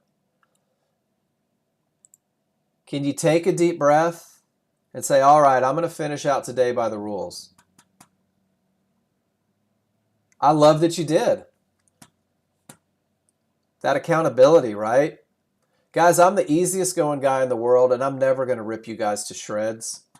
But I'll hold you accountable. I'll tell you if you broke your rules. And even if I say it in the nicest voice possible, it still sucks to hear that you broke your rules, but you have to so that you don't break them again.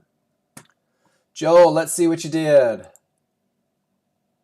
Joel, odds favorable, no termination, perfect entry, making money. I love it. No reason to exit that trade. And then you said you got caught up in the moment. Right? Had too many going on. Pain is excuse. No, you just broke your rules, Joel. It's hard to focus in pain, though. It really is. Been there, done that. But isn't that amazing? This one broke the rules. It didn't work out. It reaffirms. You're like, okay, messed that one up. But now I came back and I followed my rules and it became effortless and easy. This is no different. No different than what Cam just did, right? Cam said, hey, look, I kind of blew it. I paid the price for it. But then I took a deep breath and I did it right. So Joel, great recovery. Great recovery. Guys, when I was a younger man, much less broken, I road raced motorcycles. I was that guy in the all leathers, dragging his knees, 120 miles an hour, having a good time. And I always wanted to be fast, like the experts. I was a novice. And I had one of the experts tell me, he goes, you know what? The difference between an expert and a novice has nothing to do with how fast you are. Guys, the difference between a novice and an expert trader doesn't have anything to do with the money that you make. It has to do with how well you can take a deep breath, regroup, and get back on the right path. And this racer told me, he goes, the only difference between an expert and a novice is how quickly we recover from mistakes. If you make a mistake, identify it, accept it, it's done, and then get right back to those rules. All right, I screwed this one up. It doesn't mean that I have to screw up 10 more to try and make up for it. Get right back to the rules. Adam, 50-50, nope. Smalls crossing up, larger up, everything says up. Perfect entry.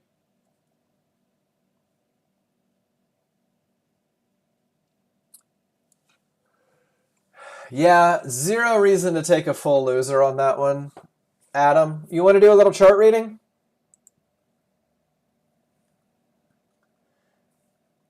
Because let's talk about this, guys. Odds favorable, nothing in the way. Adam nailed his entry, didn't he? Isn't that beautiful? What a perfect entry. Even at the time of entry, odds favorable, and we're seeing that loss of momentum, but everything says go.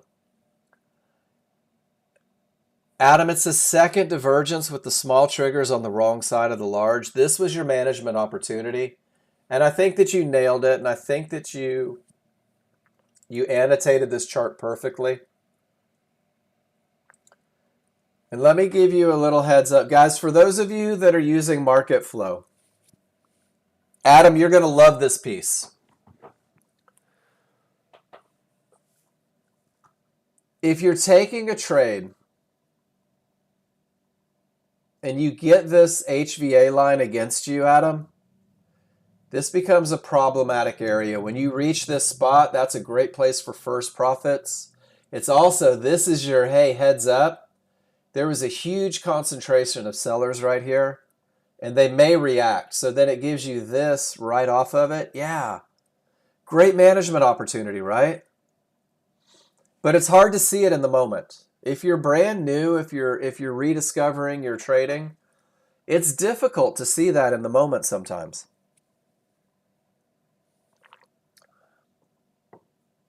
So your job, Adam, is to go back and re-annotate.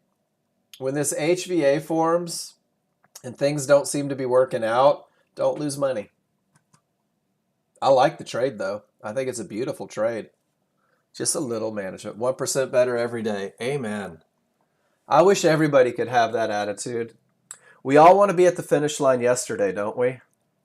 Hey, I'm going to run a marathon. I want to cross the line. Well, no, you still got 26.2 to put in. It's all right. Keep taking steps forward. You'll take a step back every now and then, but just keep going. Incoming Ron on CL. That's okay, Cam. So, guys, Monday, John Novak is taking the room. Monday, John Novak is going to give you all the HVA answers that you want. Be in this classroom, guys. He's going to record it. First 50 people in Discord will have the Discord video. The rest of you will have to watch it on YouTube. But guys, John Novak's going to come in and throw a lot of knowledge in, and he's going to base everything around high probability entries. Taking that next level of support with the charts to get you to that next level as a trader. It's pretty exciting.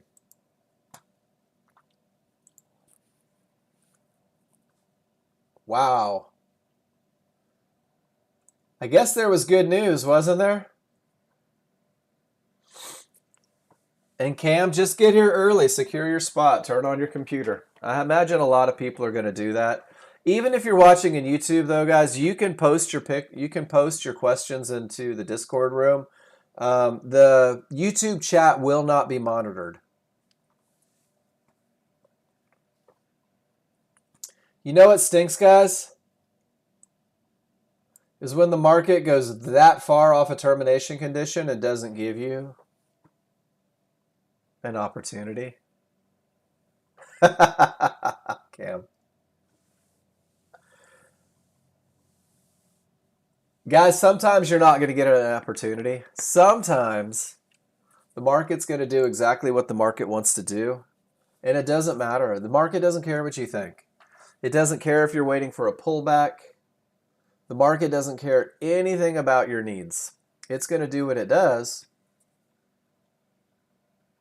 You're just going to find a way to wait for your rules to be met and take advantage of it. Paul made me do it. Ron, save that for when you take a loser because of Paul. Take credit for the winners. All right, guys, let's recap for a second. Can we do that? Nothing to do in the live market. And I'm asking my new users, because this last hour belongs to you guys. New users, let me scroll through and see who I have. Black and White Tiger, nice to see you made it in. Chadwick. Who else do we have going on in here?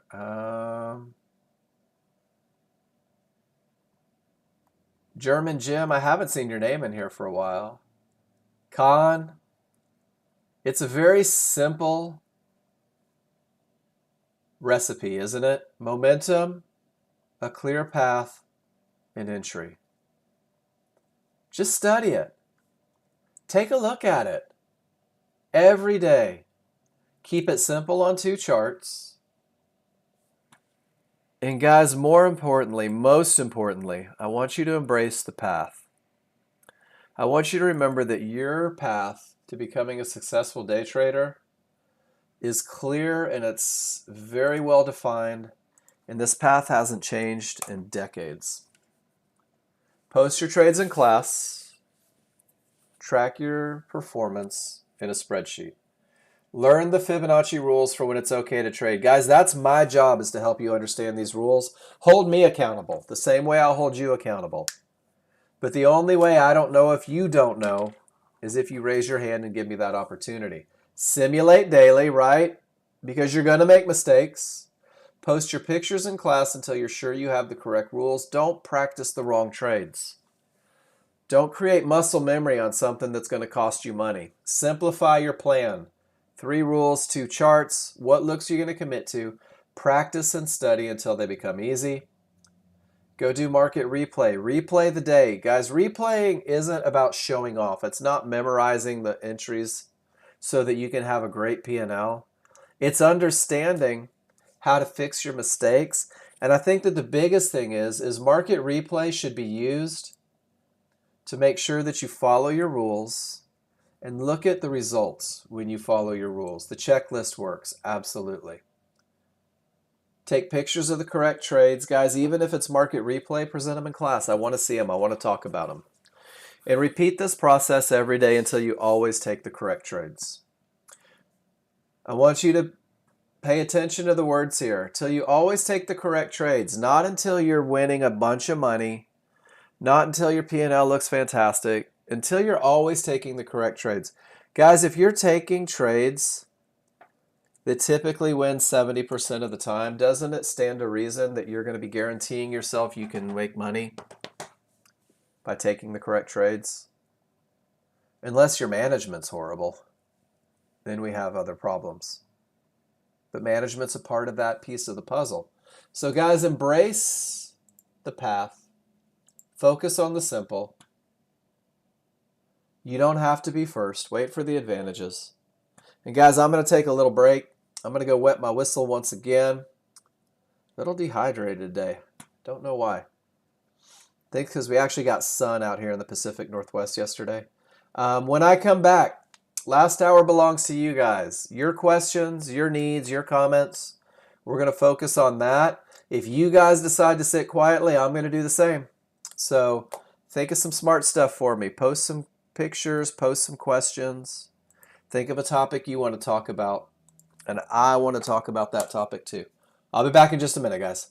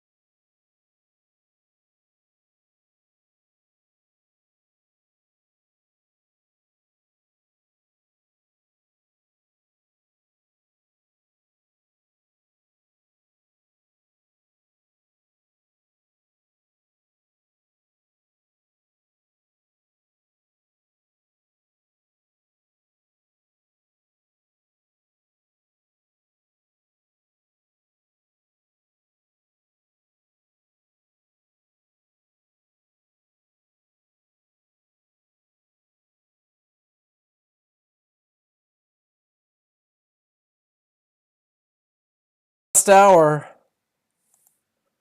Last hour belongs to you, right? So what did we notice? Let's just chart read for a second. What do you think? Losing momentum, right? It's a strong trending market. We're cleared. Smalls are outside of the large. I recognize this. It's a big move. It's a strong trending market. And I'm thinking, well, maybe everything's going to continue up just like it did there, just like it did there. But then my 5-1 says, hey, Mark, check it out. Here's divergence, and your small triggers are already inside of your large triggers. And you're right, Cam, that's a bad top, right? So that weakness pushes it lower, and then it starts to pull up, and then it pushes it lower, and now all my trigger lines have rolled, right? And now we're at, Cam, you call it, we're at a 50-50 at a mid-band in support after a bad top. Does this increase or decrease the chances of success?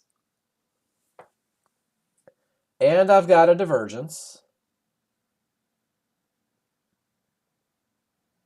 What do you guys think? Area with the potential to break. It's coming from a bad top.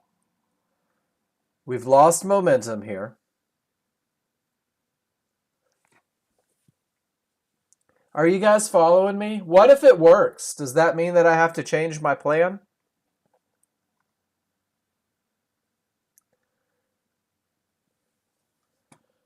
Divergence helps, but it's still a 50-50 at a mid-band, right? And support. Guys, it might work. I don't know. But I do know that I'm losing advantages. I do know that my chart reading is letting me know that this is one that doesn't work as often. So let's see what happens. Let's just watch. Oh my goodness gracious. Guys, this is chart reading. So watch this. Price just reached resistance and absolutely no trigger lines broke through. Can we start the if then? If this area breaks, if I get odds favorable momentum, I'll look to continue the trend up. If this resistance decides to hold because my large are below it, because my small are below my large, well, guys, we might eventually work our way down. But we're in a holding pattern. Give me a Y in the room if you see it. Give me an amen or a hallelujah if talking through that just kept you out of a 50-50 that you would normally take. All it is, guys, is chart reading, right? That's all we did is we kind of went through the process. What do I see? Where am I coming from? All right. Well, where did it go to? Is my area broken? Not so much. And look what happens. So what are we waiting for, guys? Odds favorable, right? No terminations. Wouldn't it be great to get a reversal bar to pull back to the area of support inside of favorable large triggers? Didn't have to be too terribly patient here, did we? I'm at a divergence high. My smalls are above. My large are below. I got a reversal bar, created a window of opportunity. Let's see what happens. And it may go without us, right? Sometimes it's not the money you make. Sometimes it's the money you don't lose. Does that make sense? Sometimes it's not the money you make. It's not giving it back on lower probability trades. It's not giving it back when those advantages aren't present.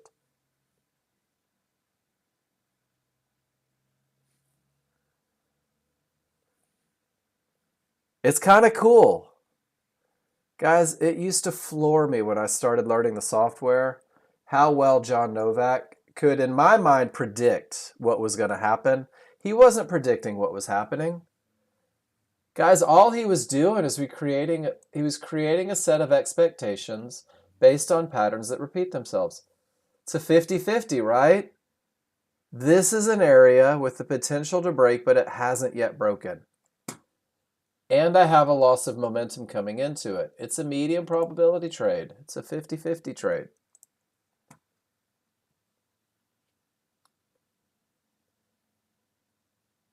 Saw you talk about it, went to ES and took it. Just did it your way, right? Odds favorable, and you took it right up to the trouble spot. Love it, Ron.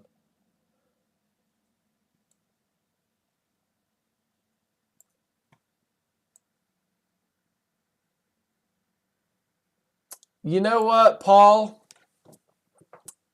I'm going to say, I feel like I would say yes. In an established uptrend, coming from a bad top, this mid-band is behaving as a termination condition, isn't it? The support's behaving as a termination condition. It creates a full reversal, gives you odds favorable. If you took the 50-50, you're saying if divergence prints, a lower divergence, smalls inside, I'll probably exit the trade, right? If it never comes true, because it's just potential, I'm going to use Fibonacci to make an educated guess on where the market is likely to continue to. But until I get north of this potential 50-50, I'm managing this medium probability trade assertively. Does that make sense, everybody? If then, guys, I don't exit because of the potential of divergence. It has to be true. As long as that number is blinking, it's just potential. If you got in at 53.50, you're probably out one contract break even. There's that second lower divergence. There's those small triggers inside. 2 losses of momentum on a 50-50. We may come back and retest 39.50. We may not. But do you see how I'm giving up advantages? All I'm doing is I'm talking about where are my advantages? What were they? When did the advantage change? What does that pattern mean to me?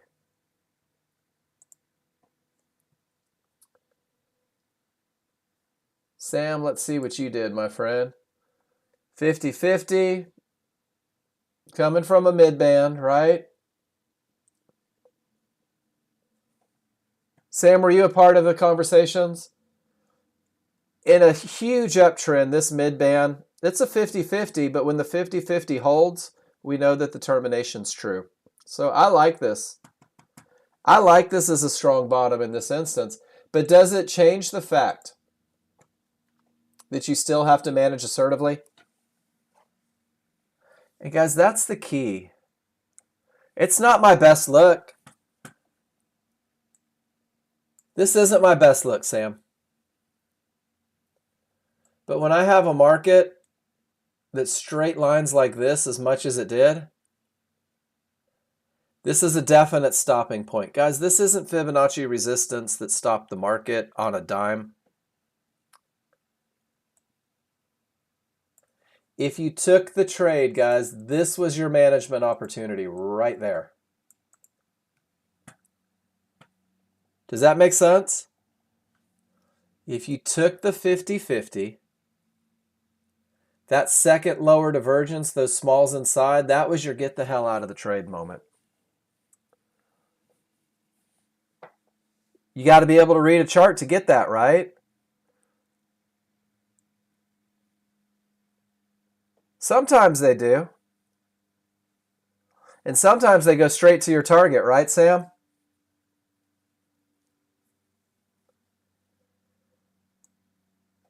We said that second divergence may retest.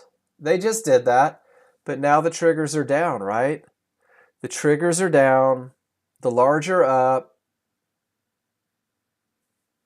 Which one was your last trade? Did we see it? Or are you hiding it? We did see it? Okay. Joel,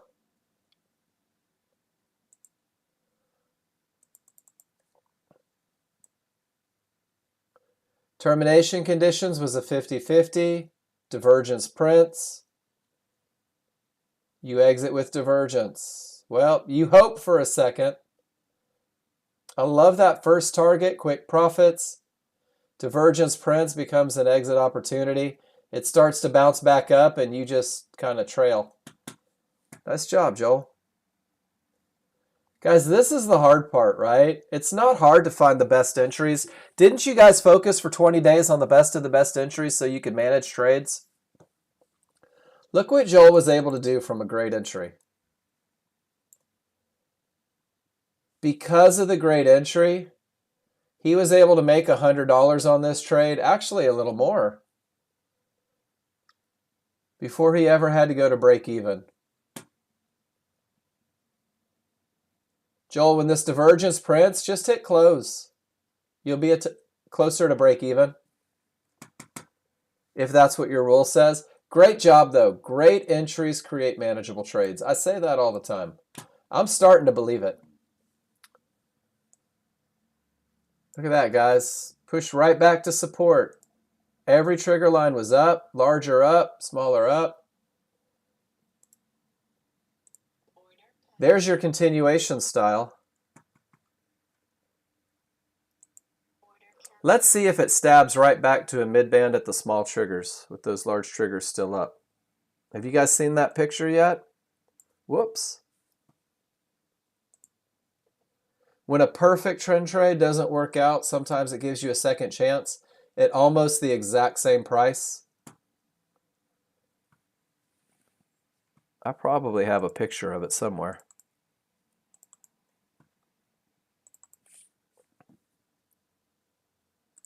For some of you, it's not rules met anymore, and if it's not, don't take it.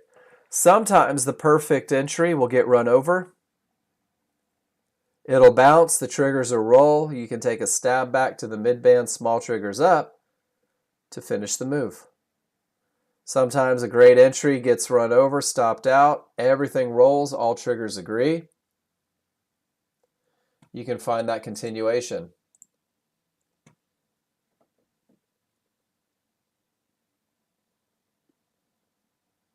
All triggers don't agree here, right? Larger down, synthetic or up.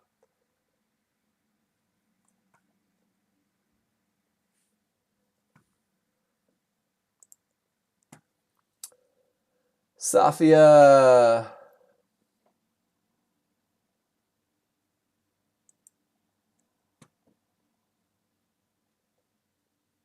Rules met? What kind of trade is this, Safia?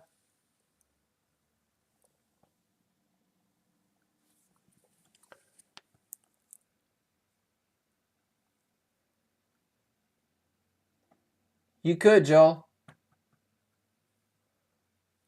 Oh, don't worry about... It's a continue trade?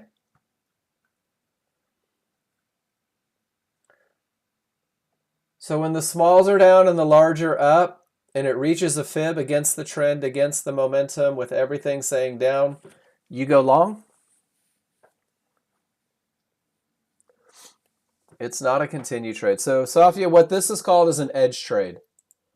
And I think you have inadvertently taken it. That's okay. So, no, don't be sorry. Let me pull up a 21.3. So when I'm taking an edge trade, when you're trying to determine if this area is really going to hold, Safia, taking it the way you did, the key to an edge trade is that you have odds favorable momentum on your 21.3 chart. That's in the rules. In order to take an edge trade, you have to have odds favorable momentum on the 21. Because that odds favorable momentum on the 21 kind of confirms it becomes a large chart, smaller chart. Here's the area likely to hold. You nailed it, but you didn't quite have that momentum, so your management spot becomes right here at those large triggers down. And now we just kind of have to wait and see what happens. So Safia, you inadvertently took an edge trade, but the rules weren't quite met.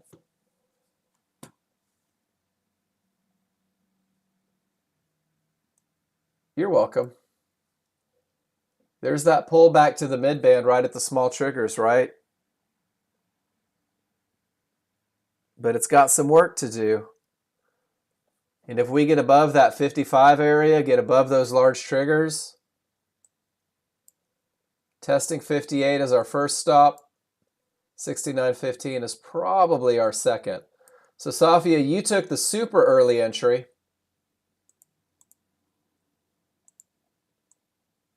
That's your re-entry. And guys, you want to see something cool?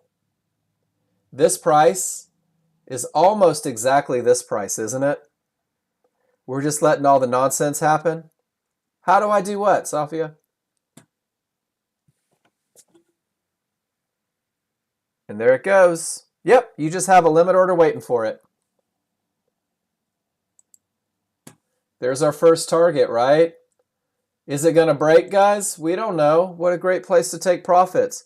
If it does break, we know where it's likely to go. If this divergence high holds, boy, that's not a trend trade, is it? That's a full-blown termination condition. Safia, you would just right-click the same way you would. Well, I don't want to put that there because when it starts working its way up and the small triggers meet up at the mid-band, you have a limit order waiting right there. It's not a high probability trend trade, is it, guys? What does your 13.2 say? It says don't be silly. What's your 5.1 say? It says don't be silly. Absolutely. When you're out of that other trade, you just start fresh. Look at that termination condition hold, guys. It might still go up. But, oh, that's an ugly look. But if you got in at 52.5 and you got out at 58, you probably feel pretty good about waiting to see if that area breaks. Stephen F., let's see what you did. Uh-oh.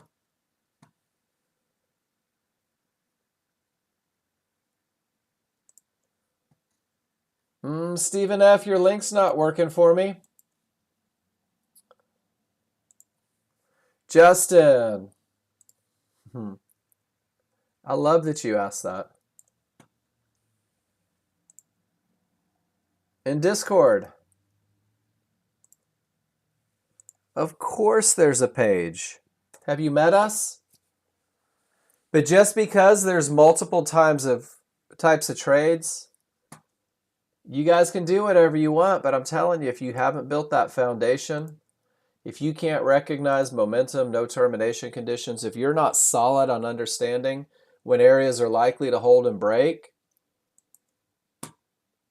it's going to be hard to catch more trades.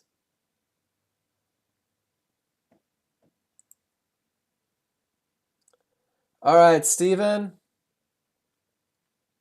Entered inside of favorable large triggers. Did you really?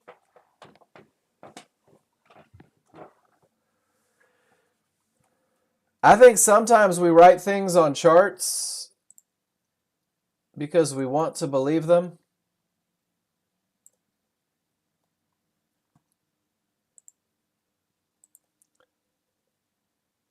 I know I do. All right, Stephen, let's go through the process real quick of determining areas inside of favorable large triggers.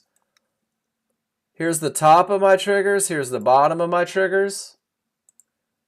That's my only area for potential entry. And you know what's kind of cool, Stephen? Is if you had waited for that area, your 12-tick stop probably would have kept you safe and you would have taken profits all the way up. Your eyes are bad. I'd get some readers. Doesn't it seem silly to risk money on stuff you can't see? But I completely sympathize with that. I was in glasses from the time I was 4. My eyes had gotten so bad recently. I went and got LASIK about a month ago. Change your world. Change your world. But do you see how you were willing to write that it was inside of favorable large triggers? when it doesn't really support that at all.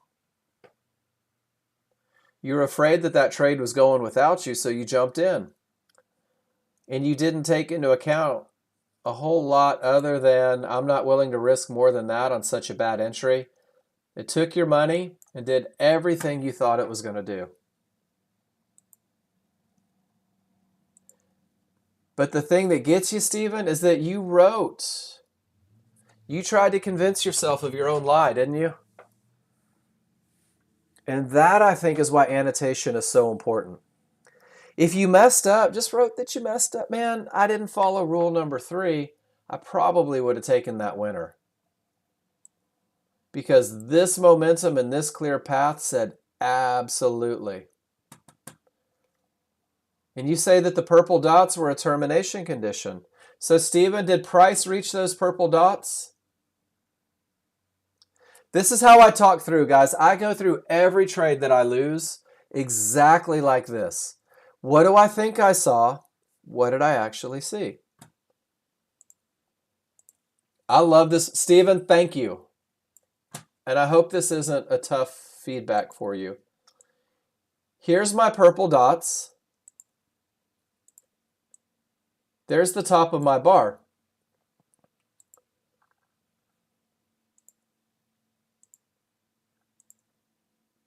So I still have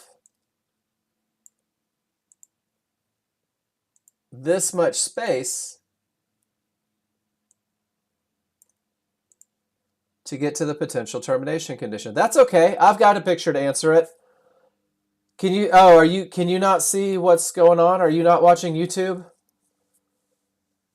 All right, so let me tell you what happened then, Stephen. You had approximately 5 ticks before you hit those purple dots. So because you had 5 ticks before you hit those purple dots, it wasn't a termination condition. And we weren't concerned about the 5 ticks before we hit the purple dots, because if we're trading pullbacks to areas inside of favorable large triggers, the distance from the proper entry to those purple dots up at, where were they?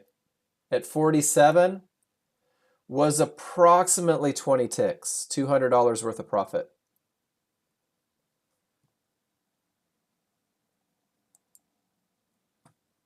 So some great opportunities there. A great opportunity to identify termination conditions, understand when they've been reached, when they haven't. A great opportunity to embrace rule number 3.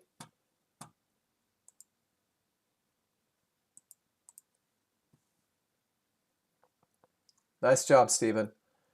Sam, termination condition creates a full reversal, gives you an odds favorable 50-50, 0 divergence, perfect. Rockstar entry, a little bit low, but great. Quick profits, divergence, triggers coming up, exit opportunity. Nice job. Sam, do you see the difference coming from a strong top? Cal, this one's for you too. 50-50 from a strong top has a better chance of survival. 50-50 from a strong top with no divergence and strong triggers has a better chance of survival. Let's do it. Let's keep compounding. 50-50 from a strong top with odds favorable with no divergence and a tiny little window of opportunity creates even more opportunity. And then once you get that divergence, party's over. Son of a gun. Nice job. Great trade, Sam. Great read, great management. No reason to sit and hope. And there's a good chance that it still went down, right? Hey guys, look, your S&P made it to that area, didn't it? Yeah. Here's the circle that we drew 20 minutes ago.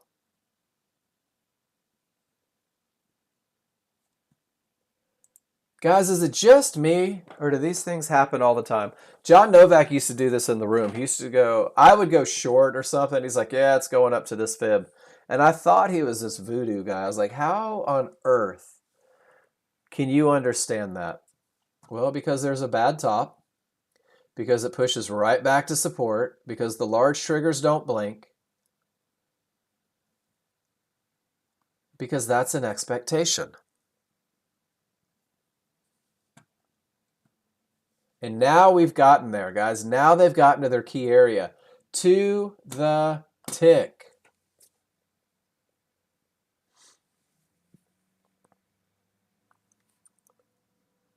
Has anyone ever thought to themselves, you know what? If I bought a Ferrari, I could drive it as fast as Schumacher did? If I had Tiger Woods irons, I could probably play like Tiger Woods. If I had Serena Williams golf or tennis racket, there's no doubt in my mind I could win a Grand Slam. Has anyone ever thought that? I'm going somewhere with this.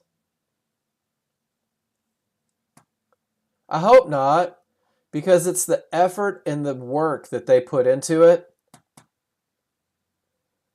that makes them great, guys. It's not the tools, it's the way they use it. It's the way you use this tool. Guys, this is the best software on the planet, hands down. And when you learn how to use it, oh my goodness. All right, so there's that 50-50, right? You had the entry, it gave you the divergence, and it said we're pushing lower. Yeah, you could. Mark Novak retired his motorcycles. So Cam, great example of management failure. I love the way you put that. You had the opportunity to get out, right? You chose not to. Because you're down $4,000. And you're like, I hope it works.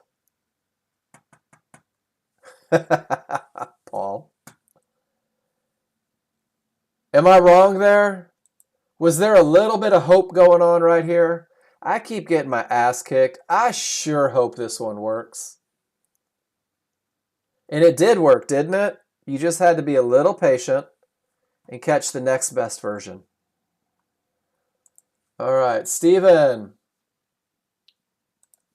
Steven, I know that you can't see anything. So I'm going to use adjectives as much as I can, but I am going to give you a link so that you can actually see what the heck I'm talking about. Oh, you can see. Okay, cool. I thought that you couldn't see my feed. All right, let's see what we have. Everything, odds favorable, cranking through, picture perfect. I get tingles when I see this look, Steven. This is beautiful. Pull back to the area inside of favorable large triggers. And you didn't believe it all the way to there, right?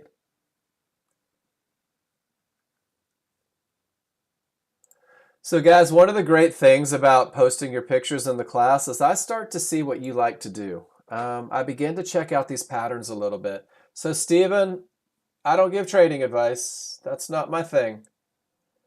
But I can tell you that somebody that spent a little time circling these tails and seeing where the market continues from would end up in this trade 15 ticks better. Does that make sense? Rule number 3. You know the rule. I love it. But it's not the pullback into the favorable large triggers. It's the pullback. Been a bloodletting day. I'm sorry. It's the pullback to an area inside of favorable large triggers. And this was picture perfect. Steven, did you ever play Little League? Did you ever play baseball? I was a catcher in baseball. No worries. You're familiar with the concept of baseball, though, and there's a catcher, and behind that catcher, there's a giant wall that keeps things from bouncing into the stands. Or we could take the baseball analogy out. Have you ever thrown a tennis ball up against a wall and had it bounce?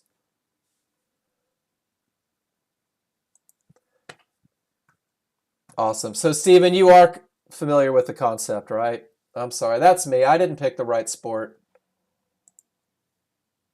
Your areas inside of favorable large triggers behave like a wall. They behave as an area for that market to bounce off of. When all the conditions are right. So, Steven, do you remember that catcher in softball? How she had a big chain link fence behind her?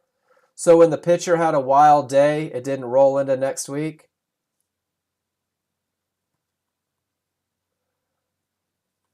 Or maybe you guys played in the big open field. I hope not, because it kills my analogy.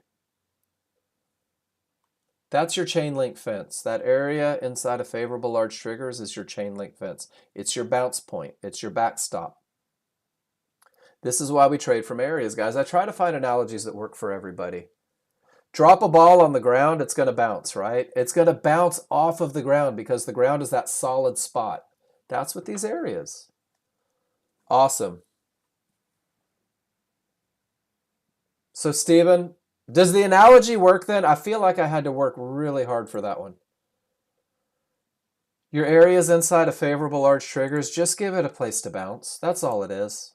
It just gives it a place to bounce. And that's why we wait.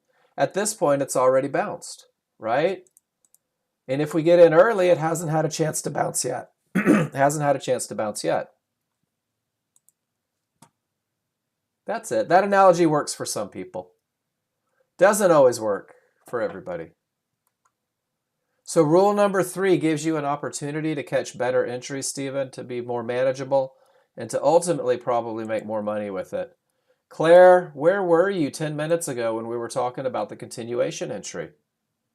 And you let it get above the triggers. I like it.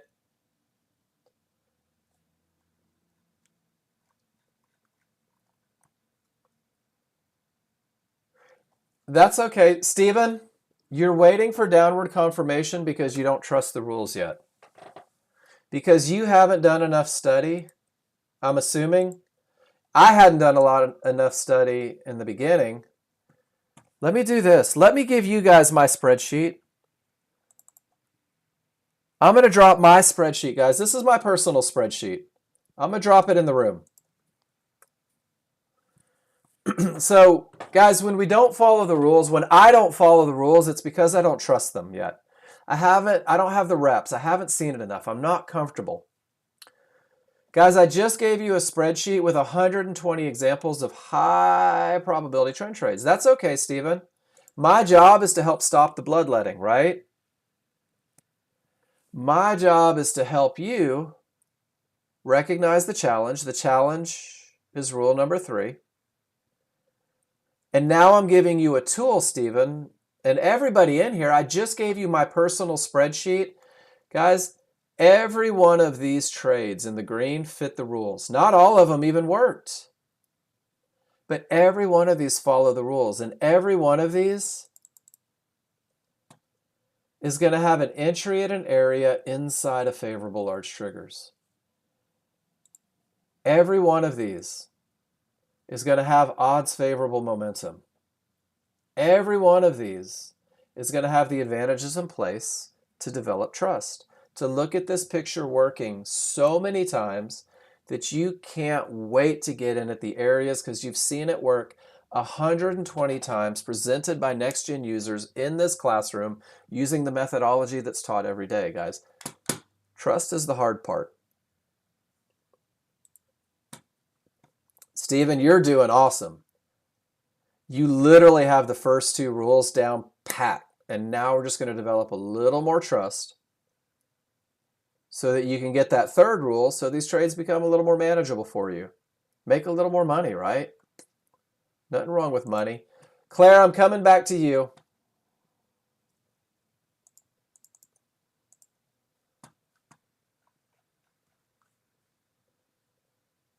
Claire's been reading charts long enough to understand the idea that the market's probably going to want to go up there.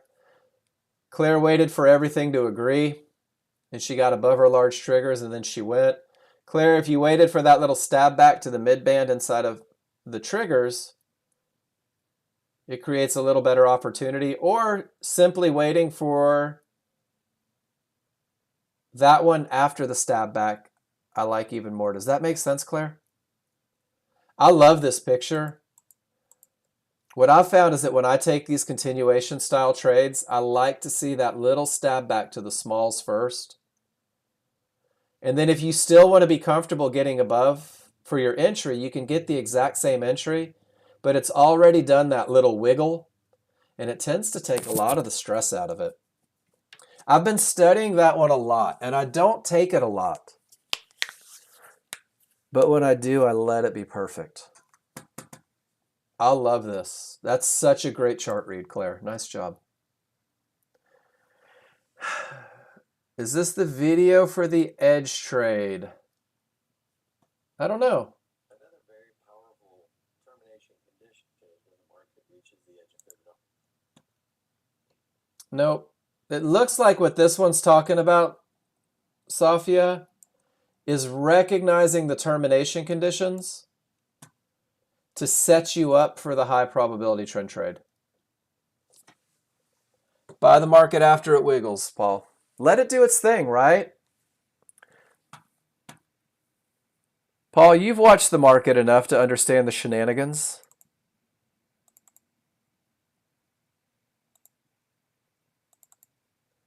You can call it a wiggle. You can call it whatever you want, right?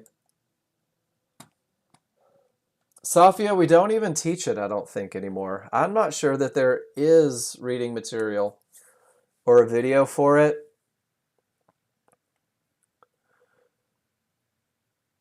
Because edge trades tend to get people run over. Which is why we talk about, and let me show you Claire's. Which is why we talk about, rather than trying to predict the edge, waiting for a little loss of momentum, for a little bit of roll to give you that advantage back. There's a reason that we don't teach edge trades. But I'll give you the rules. Are you ready? 21, odds favorable momentum. Area on 21 lines up with area on 13. 13, all triggers above. Large in direction of overall trend. Entry at area on 5-1. Pray, because you're going to get absolutely slaughtered at least half the time. Seen it. And guys, this is that patience piece. And then Safia, here's the other side of why it's so much more advantageous to wait. Hoping that resistance holds when everything is going up or everything's against it is great. This is where I think resistance will hold. And this is one of those things. Let me see if I can find a termination condition in my termination conditions. See right there? This is me hoping that resistance holds. One red line fighting momentum, fighting trend, fighting everything. And I get in hoping that it holds and I get stopped out.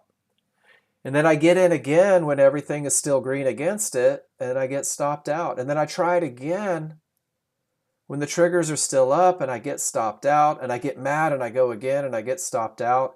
And I'm $1,000 down, hoping and praying that this one red line holds. But then my smaller below the large, my large roll, everything says down. And it gives me a pullback to an area inside of the large trigger at the exact same price.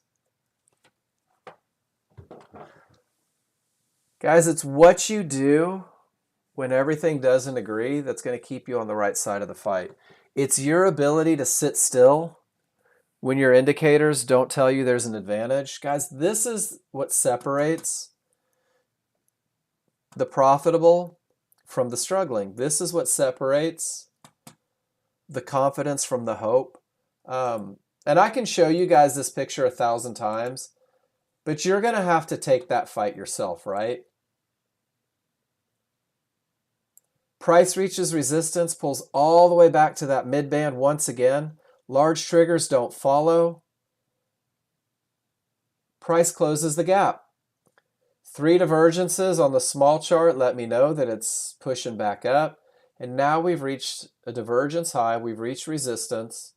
And all of my trigger lines are still below, right? We're just chart reading. Safi, did that make sense? I feel like I'm beating people up this afternoon, and I certainly don't mean to. One of the biggest burdens that we get when we start learning to read our charts really well is you begin to want to trade what you see rather than what your rules say. I've done it. I'm guilty of it. I've lost a lot of money trading what I see rather than what my rules say. Both real and fictitious. My goal in this classroom is to help you guys avoid these little problems, to give you that best of the best, that tiny little bit of refinement that puts you in the best position for success.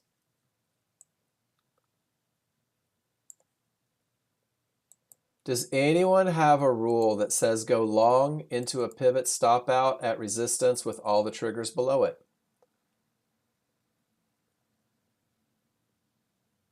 You are, Safia. You're doing great.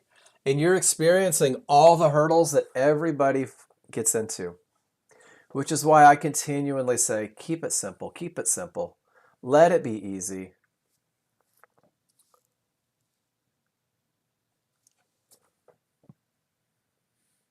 It's okay to let it be easy. Me too, Safia. Me too. Ron, after IRL, pretty nice sim practice today. Have an awesome afternoon, Ron. Man, I'll tell you, I can't tell you how much I appreciate you bringing your trades in here, showing these people what can be done when they start to learn how to read their indicators. Once you learn to read charts, guys, it opens doors. It opens doors.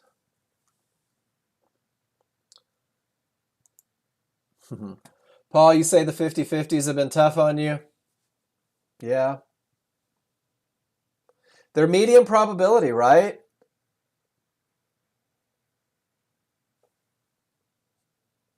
Who's found 100 50-50 trades with the exact same conditions and given yourself a realistic idea of how often they win? Paul, I love this look on a 50-50. I think it's a great one. Especially coming from a pivot stop out at support, right? It's beautiful. But it's still a 50-50. It's still a medium probability trade. Who wants to do that for me? I'll send you a gold star. Go get me 50 pictures of 50-50 trades, right? So what you're saying, Paul, is these lose more than they win. Am I hearing that correctly? Okay. So why do you keep taking them? Because you like pain. I like the honesty. It's okay. You're going to, guys. You're gonna lose trades, but if you start losing the perfect look more than you win it, you're just gonna have to take a second. But don't forget this. Normal losses are part of an equity curve, of a natural upward equity curve. The key is to not have abnormal losses due to failure in execution. Paul, your execution was spot on, 100%. It gave you a reversal bar to manage behind, didn't it? It's 50-50. No reason for hope in a 50-50. So Paul, and this is for everybody, guys. Let's say that you take the perfect 50-50, right? Everything says up. Everything's rock star. You're coming from a great bottom. Everything is beautiful. So Paul, maybe you say, I'll take these 50-50s because they're great trades, right? But if it fails, I'm going to look for a continuation opportunity because of all of the conditions that are right. Or maybe you'll say, you know what? Maybe I'll stop taking that 50-50 because it seems to be kicking my ass lately, and I'll wait for that continuation opportunity.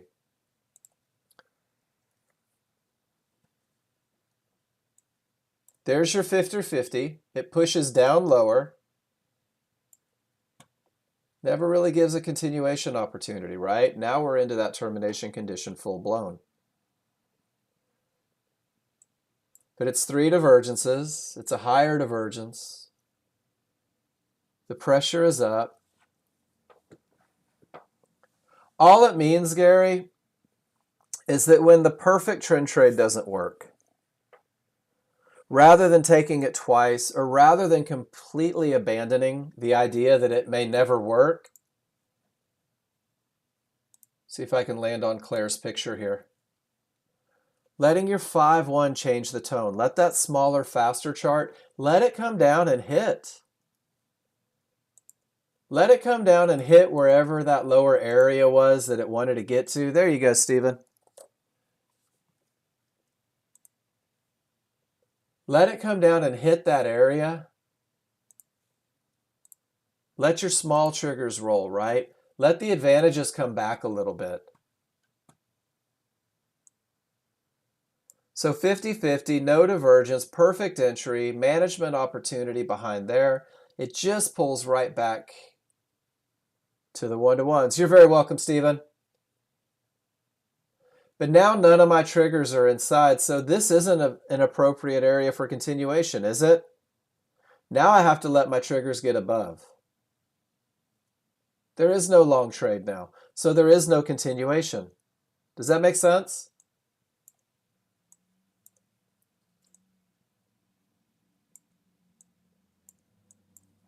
Let's see if I can find a continuation example.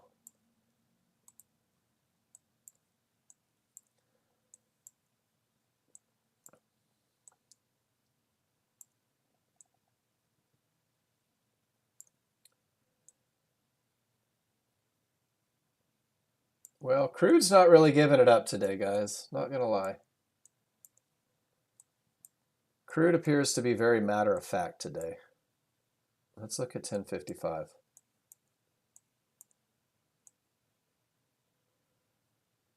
Nope.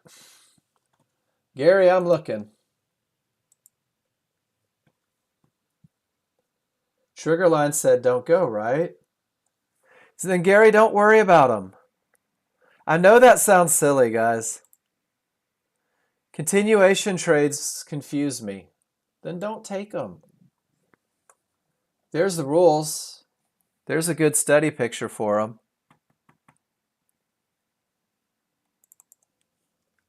Let me see if that does it too. And if you wait for the smalls to roll on a trade that doesn't win, and they never do, doesn't that keep you out of the second continuation?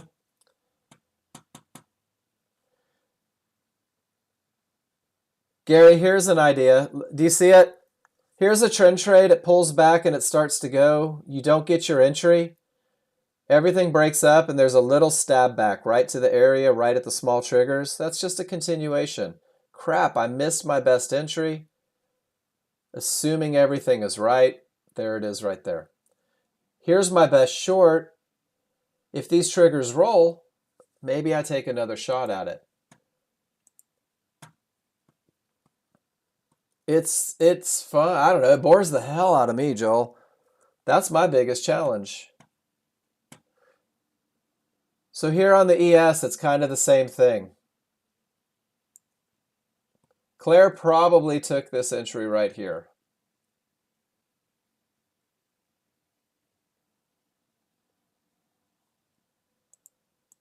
Termination condition creates an untradeable bounce, right? You're like, I'm not trading into it, but now my smalls get above. There's my areas above. See how this works, guys? That little bit of patience. Let it clear. Once it clears, once it's odds favorable, once every trigger on every chart agrees, now we have a clear path. And now we just wait. Is it going to give me an opportunity? Hell, I don't know, guys. I have absolutely no idea, but my rules say that with odds favorable momentum, with no termination conditions, with every trigger on every chart agreeing, I will lose this trade 1,000 out of 1,000 times if it never produces another winner because my rules are met. Not because I hope it goes up, not because I want it to go up, not because I feel like it might go up, but because I have the advantage of momentum, I have the advantage of a clear path, and I have the advantage of an area inside of favorable large triggers. Guys, give me a Y if you're with me on that. How easy would life be if there were only two options? Rules met, rules not met. It's the rest of it that you have to work your way through. I made a picture. Zeba's not here today. I really do. I think about you guys a lot when I'm not in the classroom. And I know that's probably weird and it's not like that. But let me show you this picture that I took this morning, guys. And I'll put it in the room for you. But if you know me, you know that I am passionate, right? Let me cancel that order because it's love education. So guys, we had a termination condition, absolutely no longs to be had, right? So we had this question the other day that said, well, if I can't go long and my 5-1 turns red, I keep missing the short, Mark. I keep missing the short. Or if everything is red and my 5-1 goes green, I keep missing the long, Mark. So a short right here, even though that went red, it fights the trend, it fights momentum. And sometimes it's just a patience piece, guys, with two options. One of the options is waiting for Discord to let me back in so that I can show you guys what I'm looking at. So I'm going to exercise that option real quick, right at the end of the day too. I should just disappear. Sorry guys, my time's up. No more. Not really. I would never do that to you guys. Get my screen back up real quick. Awesome. And I put this in here because I think that this is important, guys. Just because your rules aren't met for a long doesn't mean there's a short. And just because your rules aren't met for a short, it doesn't mean that there's a long. Sometimes it's just a patience piece with two options. So in this one, the divergence high breaks and you continue looking for longs with odds favorable momentum, or the divergence high holds. The triggers roll, we get odds favorable momentum and look for shorts. These are my two options. And if I go through if then, how does this scenario with nothing play into my rules being met? Guys, that's the difference between successful traders and not successful traders. The people that wait for their rules to be met and they start playing out the scenario so that they're prepared. It's what you do between these two things happening that's going to determine your success. 90% is reading indicators, guys. 90%. Letting things break, waiting for the pullback, having odds favorable, and studying that look. Where's it going next? What do you guys think? Can we pick a spot where the market's likely to go based on Fibonacci? I feel like I can. Smalls are still outside. This is kind of a weird window, isn't it? Not as much momentum. Even more loss of momentum. Do you see it? Smalls have returned. The scissors are closing. The smalls are inside. The divergence is printed. And my other area is outside, right? It's a weird window, Paul. I don't have enough momentum to believe it's going from the top. But that's my only option. Here's my mid band. Let's see what it does with a loss of momentum.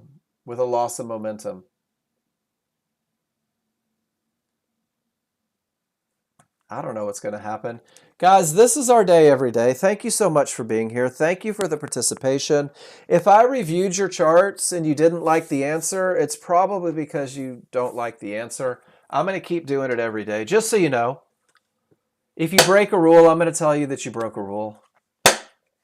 If it hurts your feelings, I'm sorry. I never want to hurt your feelings, but I'm very willing to. I need you to understand that because I want you to be successful. Christina, you get my time every day, 15 hours a week. All you have to do is take advantage of it, right? Guys, you're all amazing. You're all in a different place on the same path. Keep posting, keep asking questions, keep giving yourself the best of the best. Claire's like, "Nuh-uh, Mark, you're not leaving yet." Odds favorable momentum into a termination condition.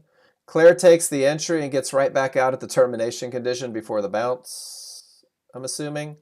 And then this one starts to break. Maybe that's where everything broke, right? Everything breaks, you take the entry, get out at a couple, holds, continues up. That's your pullback. Nice. It doesn't hurt as much as losing money. And Steven, one of the reasons that I'm so adamant about what I'm doing, I'm having trouble lining up your entries, Claire. 1031, 1031. And then here's your 1040 all the way over here. Okay, so you got in on this one, into the potential termination condition with all that momentum. Great entries, create manageable trades. Guys, I lost a lot of money in a short amount of time by not following the process. Beautiful, right? 50-50, looks good. Everything says up. Rockstar entry. And you held to the second target. Angela, beautiful trade. Beautiful trade. Were you prepared for price to potentially close the gap to the synthetics? That's the only thing that you have to remember in this one. If you're prepared for it, you can manage it. A second divergence might push it there. Beautiful trade. It's probably silly how excited I get about you guys taking amazing trades, but I really do. Guys, it's a rush for me to watch you be successful. Give me the opportunity to help you find that success. Post every day. Ask a million questions. Use me to the fullest extent of me being here. I'll be back tomorrow morning at 9 a.m. We're going to do it again. We're going to talk about rules. We're going to talk about chart reading. We're going to talk about advantages. We're going to look at disadvantages. My new users, Chadwick, thank you for being here today. I know it takes a day or two to settle in before you really feel comfortable asking questions. I want you to ask them, man, because you're going to have a lot of them. Same thing for the rest of you guys that are brand new. Black and White Tiger, I want to hear from you every day. Chadwick's going to do it. Chadwick's like, man, careful what you wish for, Mark. Con, if you're still in here, I want to hear from you. I want you guys to keep me busy. Job security. I'll see you in the morning. Take care, everybody.